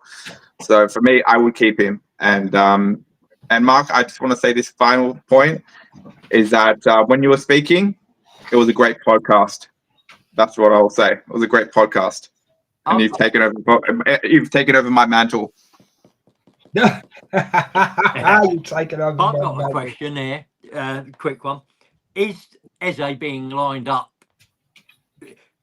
for the fact that if we can't do a deal for Nwaneri, he comes in? I think he's coming. I think Eze's coming in for Rodrigo. I think it's a completely different deal. That's what I think. I think Eze's coming. No, disagree. Eze is not coming in for Rodrigo. Eze's a midfielder. Rodrigo's a winger.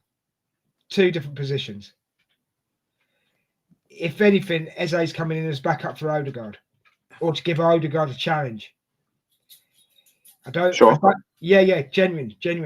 He's an attacking midfielder, mate. He's not a winger. So that's Mark's gone somewhere. He'll be back in a minute. But genuinely, I've looked into Eze because I did ask this question last week, and just so we can expand on it a little. Is Eze good enough to put Odegaard on the bench? Yeah, I think he is. You think? I think he generally is. I think he's generally he's generational talent. I think he's that good. Okay, Richard, is he good?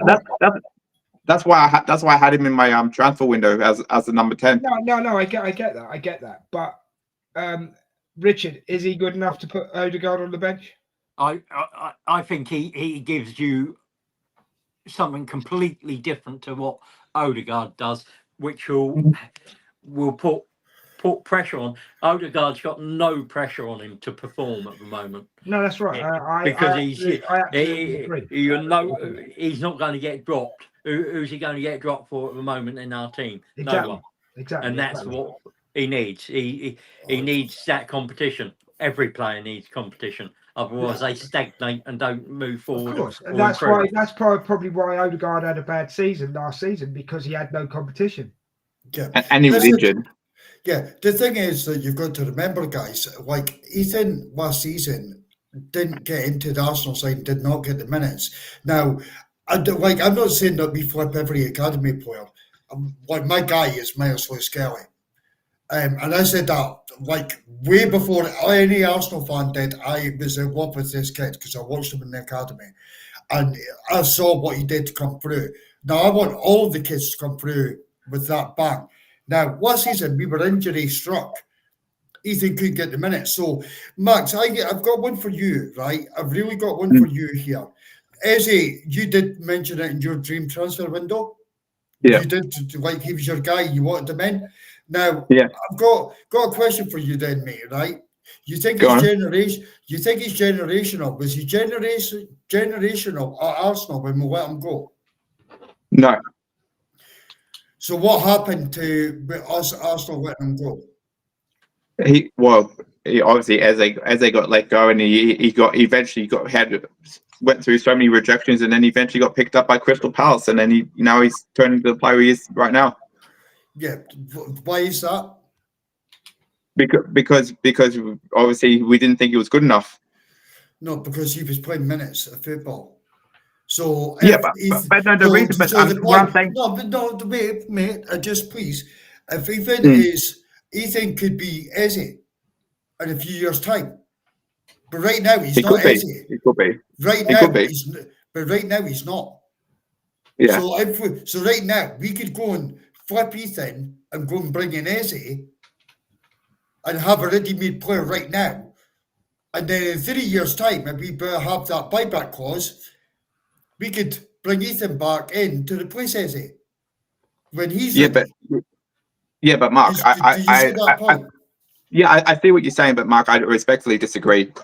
Because as I said, right, with Eze, right, I think it's a different situation, right? With Eze, like the club didn't think he was good enough, right? Now, if you look at Kevin De Bruyne and Salah, they came through the Chelsea academy, right?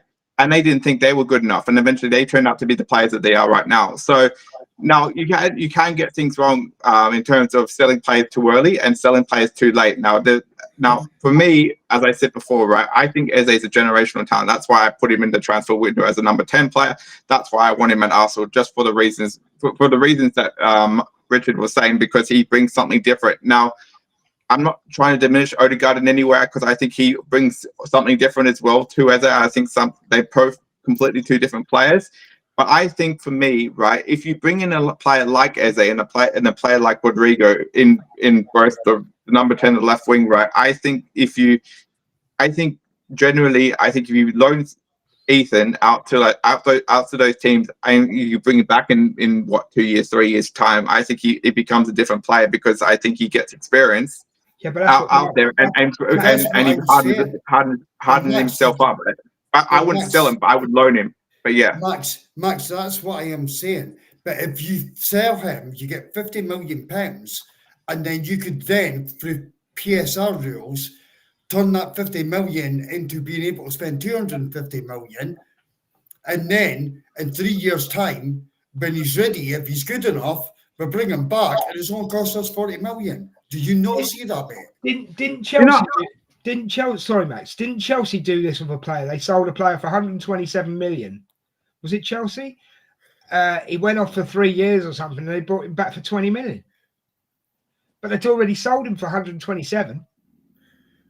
No, I think was it Atletico who sold? I thought it was Felix. I think it's João Felix. No, it's not João Felix. It's the other one. Didn't he go the French one? Griezmann. They sold Griezmann for profit and then bought him back cheap, didn't they? They bought him back for like 20. I thought it was Chelsea that did it, but obviously not. But they bought him back for like 20 million. Yeah, there was Berta with Griezmann. Sold him for decent money. Berta. Yeah, Berta with Atletico with Griezmann. Yeah, no. What I'm saying is we've got the main man at the helm now. Right? Yeah.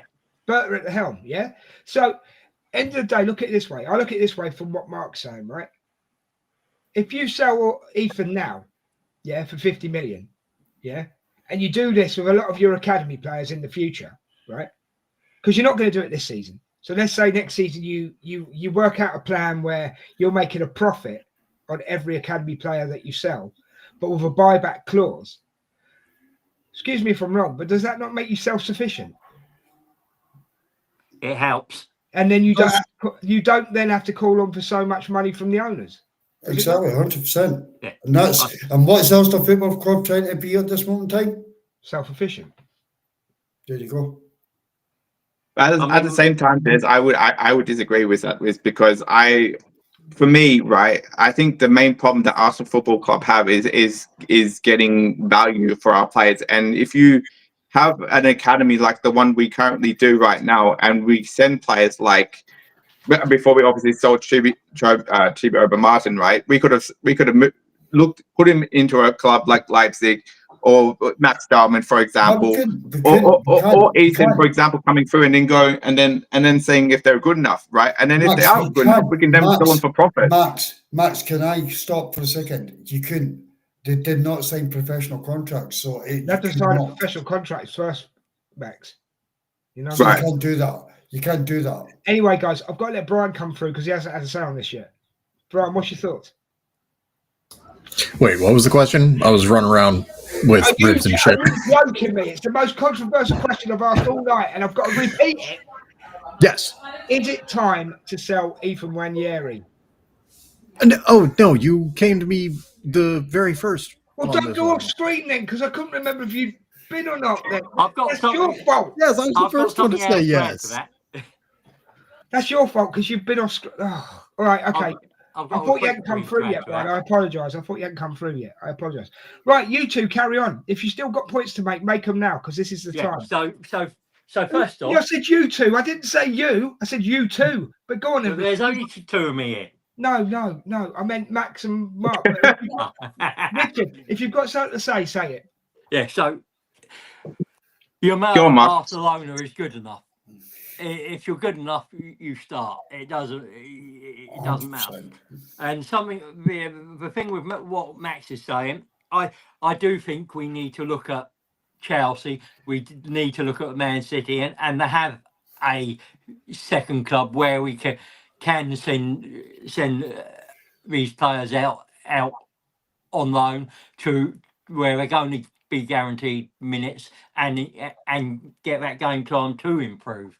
But we don't. I don't know if Brian's brother and dad have even considered it, but we at the moment we don't. So we need to sell them and give them the chance to move on if they're not good enough. I think that, like, now, the very last point, and you touched on your mouth there. If you have a generational talent, this is proper generational talent in your mouth. And I think you could also put Miles Skelly in that bracket. Well, if you're that good, you will get into this side. If you're not that good, we're going to take you up to the level of being pretty damn elite. Not generational, but just elite. Maybe you just need game time. Doesn't mean say that you failed. Doesn't mean say that you're bad. But we get the money now. We can spend the money. And at the same time, we can buy you back in 3 years' time. It's the exact same thing as a loan. It's the exact same thing as a loan deal. There is nothing different apart from your club benefits from getting the money now. And it goes straight against PSR. And that is the key point. But what I will say though is that I don't think we need to sell Ethan to get the players in that we're already looking at. That's what I will say. No, we're not saying that. What we're saying though is we've become now right. Okay, let me expand on this point, and then I think we're going to call this one because I think we're near the end. All right, but Sure. As an example, right, we've had an offer today for Martinelli for 70 odd million pound in the green room. Were you there when we spoke about it, Brian? I can't remember if you were there or you'd gone by then. But No, I had to walk Annie. Oh, okay, you must have gone by then. But we all three of us said sell him because the money's right. Yeah, if the money's right, no player's bigger than the team. Yeah, so if the money's right for him, for Ethan, yeah, let him go. But as you've all said, we've all made valid, good points. Put in a buyback clause, or put in, if you don't want him back, put in a sell-on clause, because at least the club gets something back. Yeah, whether it's the player or an amount of money that we deem reasonable. Yeah, for that player. Okay, it's a good business model. It's self-sustaining. Yeah, 100% this. See, do you know what? See, this thing that Arsenal, the problem with Arsenal, we have a tendency to be very attached to Hale End. Sentimental. We're very sentimental with Hale End. Towards Hale End. Yeah. And like, but at the same time, we want to criticise owners, we want to criticise the manager, we want to criticise everyone through the fact that we're not winning trophies. Yeah. Like, I'm just explaining the way that if you want to win trophies, you have to spend money. That we want to spend the money, so we need a bit of. There has to be a balance between it. So we can't just say, Ethan, just sit here and hopefully in 2 years' time from now that you're going to be really good and you can replace Eze or Odegaard in the team. But if not, it's okay. We'll not take 50 million. We're happy to take 15 million. Or run your contract down. You can walk on it free. It's all good. It's like, this is nonsense. Like, and Max, I'm not digging at you, bro, but it's nonsense. Sell him now, have a deal in place where you can buy him back. The option's over there for 2028 when he's 21-year-old. If he's good enough at that point, we'll trigger it, we'll bring him back for 90 million. At that time, we'll then flip another academy player and we'll have the money there to go and do it. You've got to maximise what you're doing in this. Now, my final point, if we don't do it and we get to the end of the PSR cycle, this is the start of it now. This is why clubs are spending money. Do you want to see another Raheem fucking Sterling coming through your door because you have no money to spend because you're up against PSR? For you, yes. I want to see Raheem Sterling come back through the door. Fuck you. But no, that's the reality. But that's the reality, guys. That is the reality. Let's put it this way as well, right? Saliba.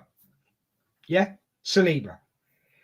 If a Real Madrid, a Barcelona, a Man City, well, maybe not so much Man City because they're Premiership. So let's just say Real Madrid, Barcelona, okay? If they came in and said, we want to give you 80 to 100 million, right?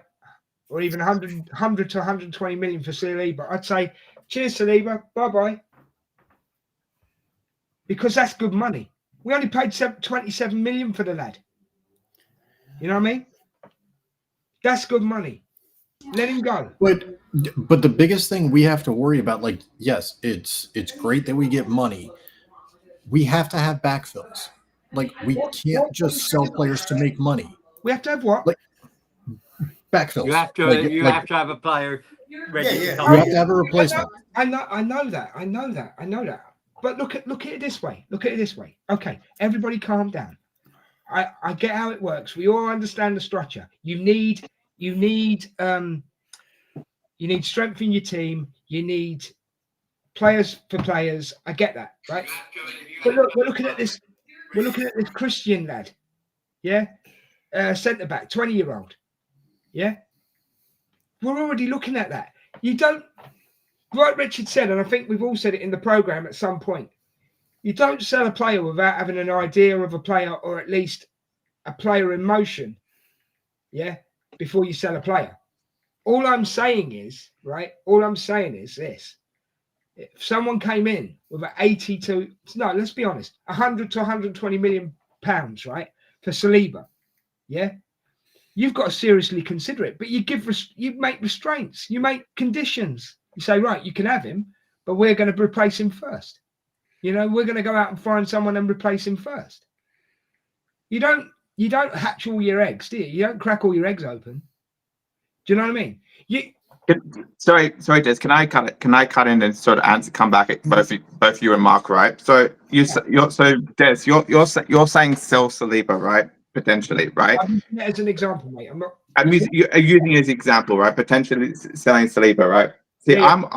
I'm of the mind of like keeping your best assets at the club and progressing. That's my mind. Keeping your best assets at the club, and in my mind, having Gabriel, Saliba, Saka, Declan Rice, Martin Odegaard, those are your five main biggest assets, right? In my personal opinion. Now, if in 2 years' time one of those assets decides it looks like it's on the verge of collapsing, then yes, I 100% agree with Mark. We should move them on, right? But at the same time, I don't think that Ethan, in this particular example, is ready to be moved on at this present moment in time.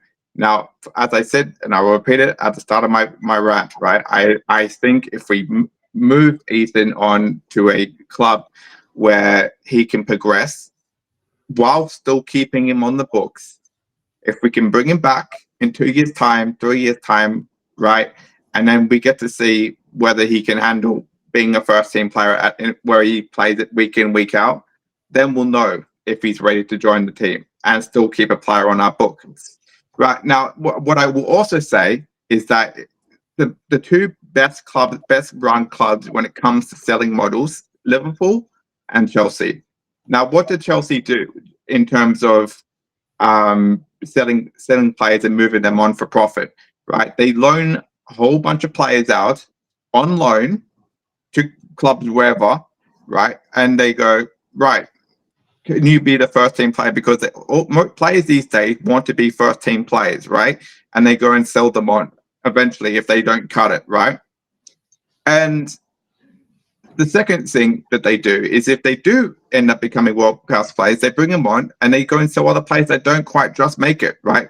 Other players that don't have the benchmark, don't have the resale value, and you still keep quality players around the squad for bench purposes or rotational purposes, right? Now, if you look at Liverpool, right, they bring in players where they basically go and buy cheap players, right, and then they eventually flip them, right, or sell them on for profit, right? Or they bring players up through the academy and for Ryan Brewster, for example, and then they sell them for 20, 30 million when they've only played 8 or 9 league games because they go and bring them around the team. Now, I don't think Ethan right? As much as I rate the kid, right, I don't think he's worth 50 million. I don't think we'll get 50 million. That's the thing.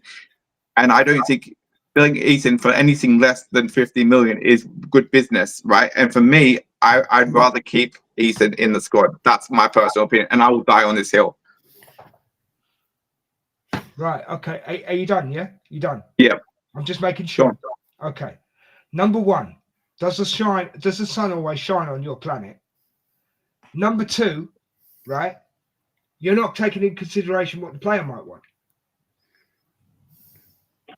You've got to take that. No. You're not. So you're telling me, right? Me and Mark have said this, right? And apparently, someone called in the North Bank. Don't know who that is. Mark speaks facts. I don't need to be told who it is. Thanks very much. Mark speaks facts. This channel does not deserve someone this intelligent and amazing guy. Right, Max, listen to me, mate. Right, thanks, Paul. I appreciate it, bro. Enough of the butt kissing. I'm getting it off the screen. Right, listen to me. I don't get to say much in these shows, but I'm going to say this, right? I'm going to say this right now, okay? Real Madrid comes in for Saliba. I'm going to use Saliba because Saliba's not going to be sold, right? Okay? Real Madrid comes in for Saliba. His head's been turned, mate. You're telling me that he's not going to want to come to Arsenal and go, you know, Real Madrid are interested. Yeah? Mate, sentimentality doesn't win you anything. And you're being a little bit sentimental. What's the word I'm looking for? Sentimental. That's the word. You're being a little bit sentimental here. Yeah? Sorry, this sounds like I'm putting you down. I'm not. I'm just because what you came at me with, right? Okay? You're being a little bit sentimental. We could easily get 50 million for Ethan. You don't think we could get 50 million for Ethan? No, not in this market. Easily get 50 million for Ethan, mate. Easily. He's proved himself. In what he's played, he's proved himself. Look how many goals he scored. Yeah? He's a 50 million pound player. And if you don't get a 50 million pound offer, you don't entertain it. You don't entertain it.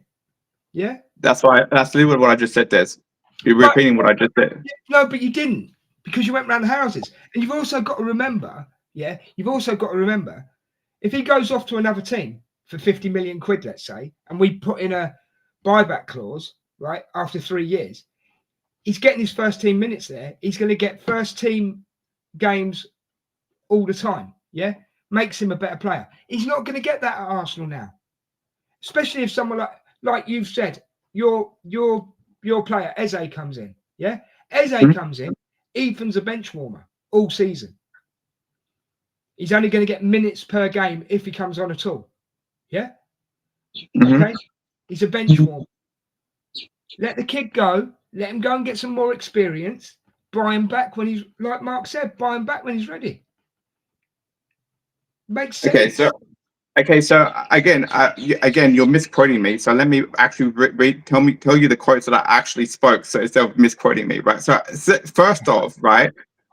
First off, right? If you go back to the live show I did with Mark, right? I brought in Eze as a number 10, right? And I didn't bring in. I kept Eze, Ethan on the right? Now. You said I didn't take into account for the players' wishes. I did, because if he wants first team football, I've sent him out of loan to a club where he's going to play first team football. So that's the first thing that I'll counter your argument with, right? Second of all, right? What I'm saying is don't loan him. Don't loan him. Sell him and then buy him back when he's ready. Don't loan him. Yeah, we can bring him back when he's ready in 2 or 3 years by bringing him back on loan. No, this is where Arsenal misses out. Brian, like Max, what you're doing is, we're at the start right now. You can't get 50 million, first and foremost, because we're at the start of the PSR cycle again. The PSR's just started again. So clubs are spending heavily. So you can't get 50 million. That's the first point. We loan him for a couple of years. We miss out on a £50 million loan fee, a £50 million fee. I don't understand why. Max, that was the point I was trying to make, bro. I don't get why. Like, yeah, keep him on the books. We're not stay connected to Arsenal. Sign a 5-year contract. Go and play for another club. We'll get £4 million or £5 million in that period on a loan fee for you, and we miss out on another 45 million. Max, come on. Look at it like this, mate. Look at it like this, right? Okay. You loan him out for 3 years, right?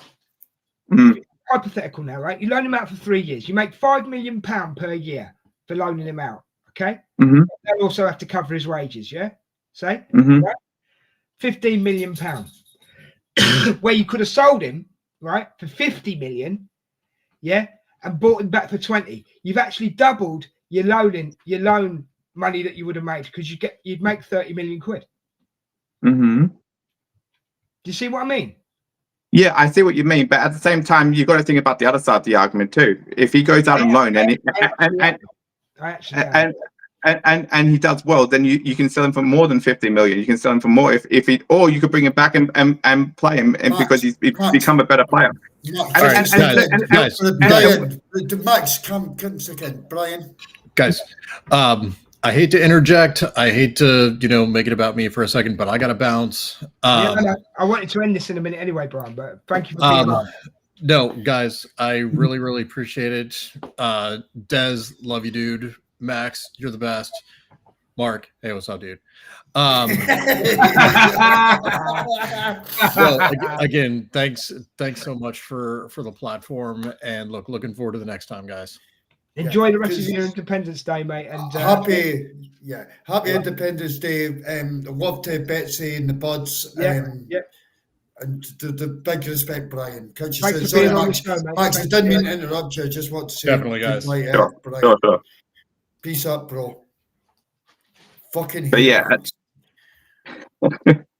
But yeah, as I was saying, so I would keep him, right? And I'm going to die on this hill. I'm not going to change my opinion. So that's for me, right? I would keep him and you, as I said, right, you could potentially bring him back when he's more ready, and you can go straight in and be another, basically Miles Lewis-Skelly as a bench player if he wants to do that, or if he doesn't want to do that, you can sell him for bigger profit than 50 million. That's what I'm saying, and get more value for your player, right? Now, and that's for the academy players, right? When they're allegedly able to turn 18, you're allowed to sign a professional contract, and you're allowed to put them on 16. whatever wages, 16, whatever, right? And you can move them, and because most of these players, right, want to see a pathway to get into the first team. Now, if your first team's stacked or your bench is stacked, right, they're not going to get that same time, right? And you want to encourage players coming through the academy to, if they work hard enough, they get into the first team, right? Which is why teams like Chelsea put them on ridiculous wages and ridiculous contracts, and they learn them out because they want to see if they're good enough, right?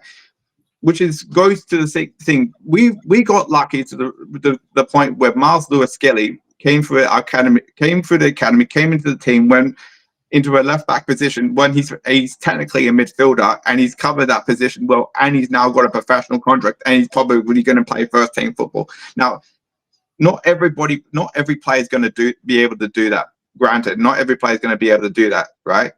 But I think Ethan has the ability to become a first team player, whether it's at Arsenal or whether it's at somewhere else, right? And I want to know for sure before we sell him, right?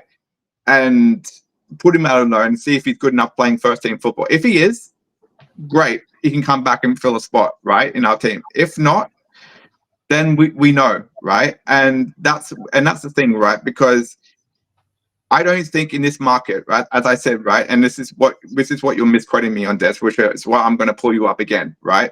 I said, and I'm going to destroy you physically, right, mentally, right? This is what I'm going to say, right?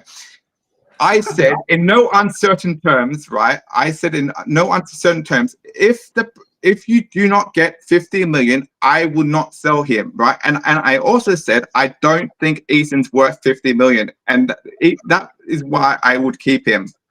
That is what I said, right? And then you go and repeat my words and say, well, I didn't say that. No, I did say that. No, but I also said the same thing. If you don't get 50 million quid, you don't entertain it. Same thing. Okay. You can you can die on your hill. I want you to die on your hill. That's absolutely fine. You can try and do me in mentally. Absolutely fine. This is what debate is about, mate.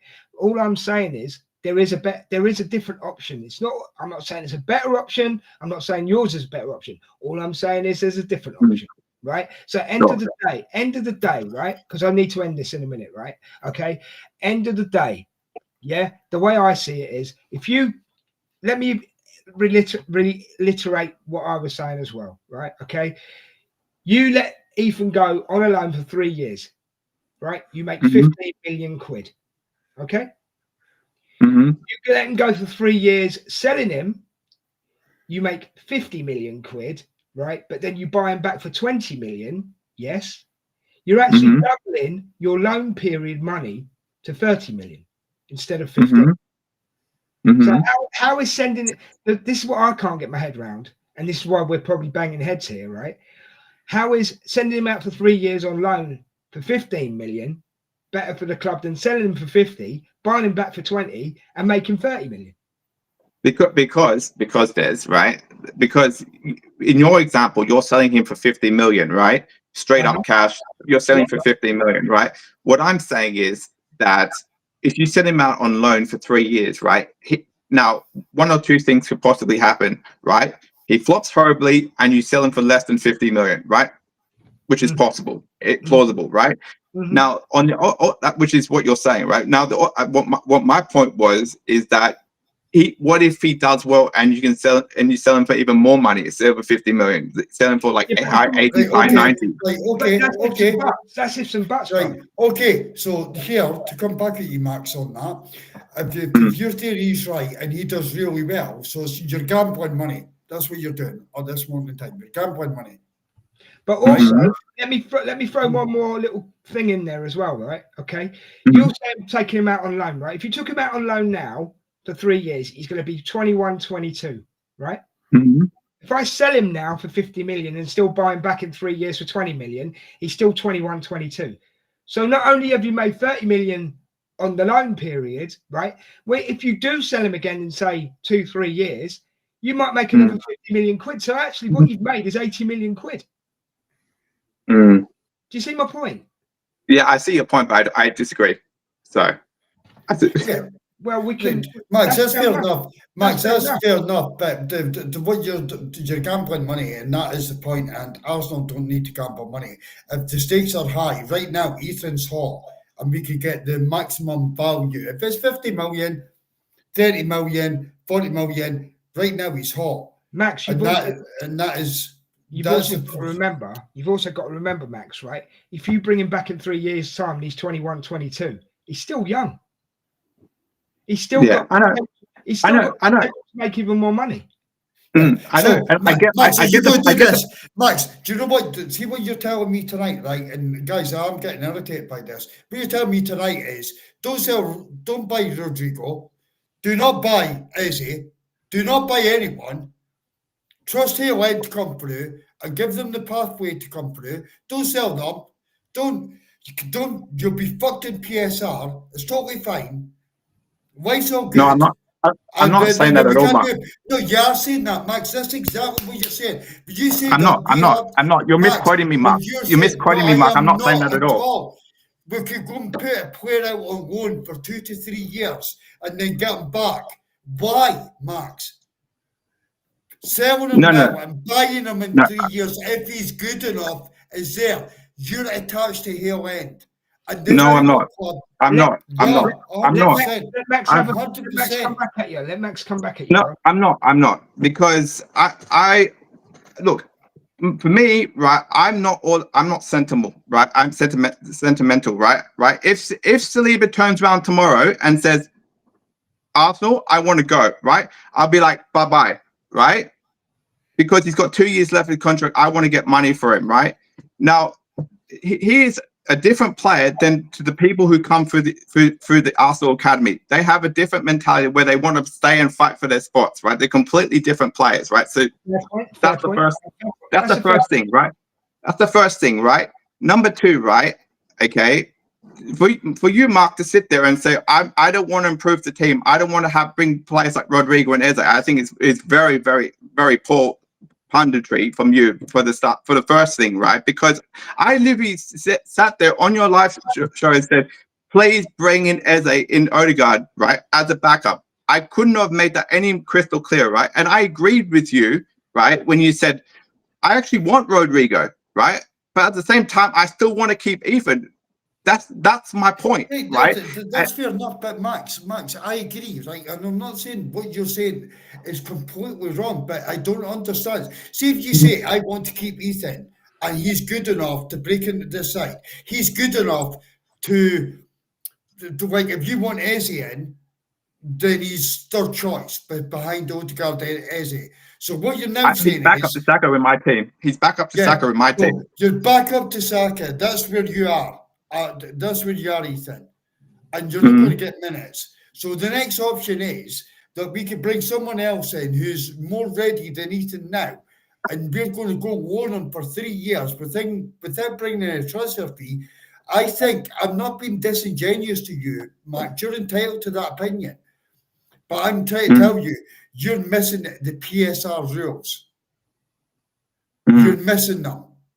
And that is the point I tried to make with the Ethan thing tonight. I love Ethan Nwaneri. I think he's an absolute unbelievable player.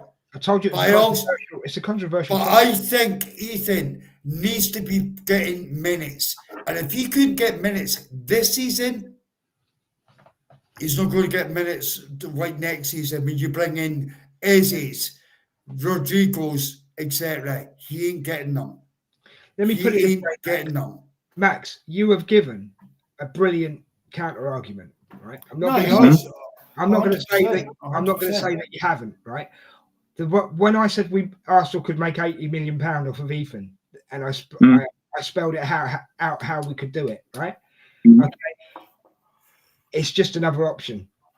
Sure. At the end of the day, I'm not banging heads with you because it's you. I'd have said exactly the same to anybody else as well. You know what I mean? No, 100%. And I've got to be honest, as the host of the show, right? I've got to be honest. You make a great counter argument, but why make 15 million quid when you could potentially make 80 million quid? Mm-hmm. You know what I'm saying? But you can still make that money by sending him out on loan. That was my point. You can still make that same money if you send him out on loan. Max, and still keep the play on your books. And then that way you don't have to spend 80 million to bring him back. That's my point. Right. But Max, what you're not getting is financial.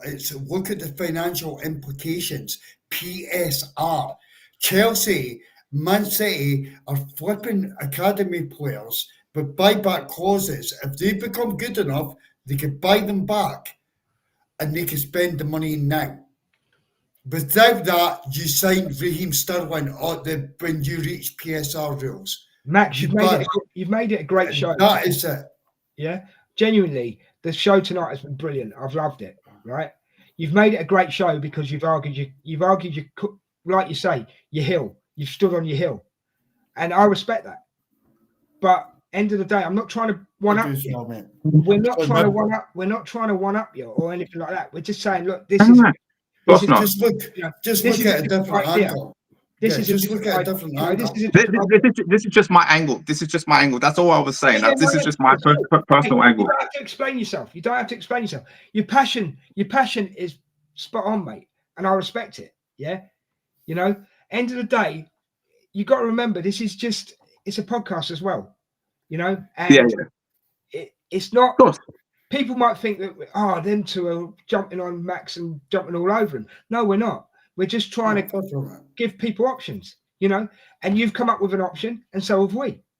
Both are beneficial in their own way. Both are beneficial in their own way. Arsenal make money. Sure. Arsenal make money either way. Yeah, but like Marcus said, PSR rules. There's loads of fine tape. There's loads of red tape, loads of fine tape, but. End of the day, we understand that you love Ethan. We get that, right? We understand who you love in the club. We get it.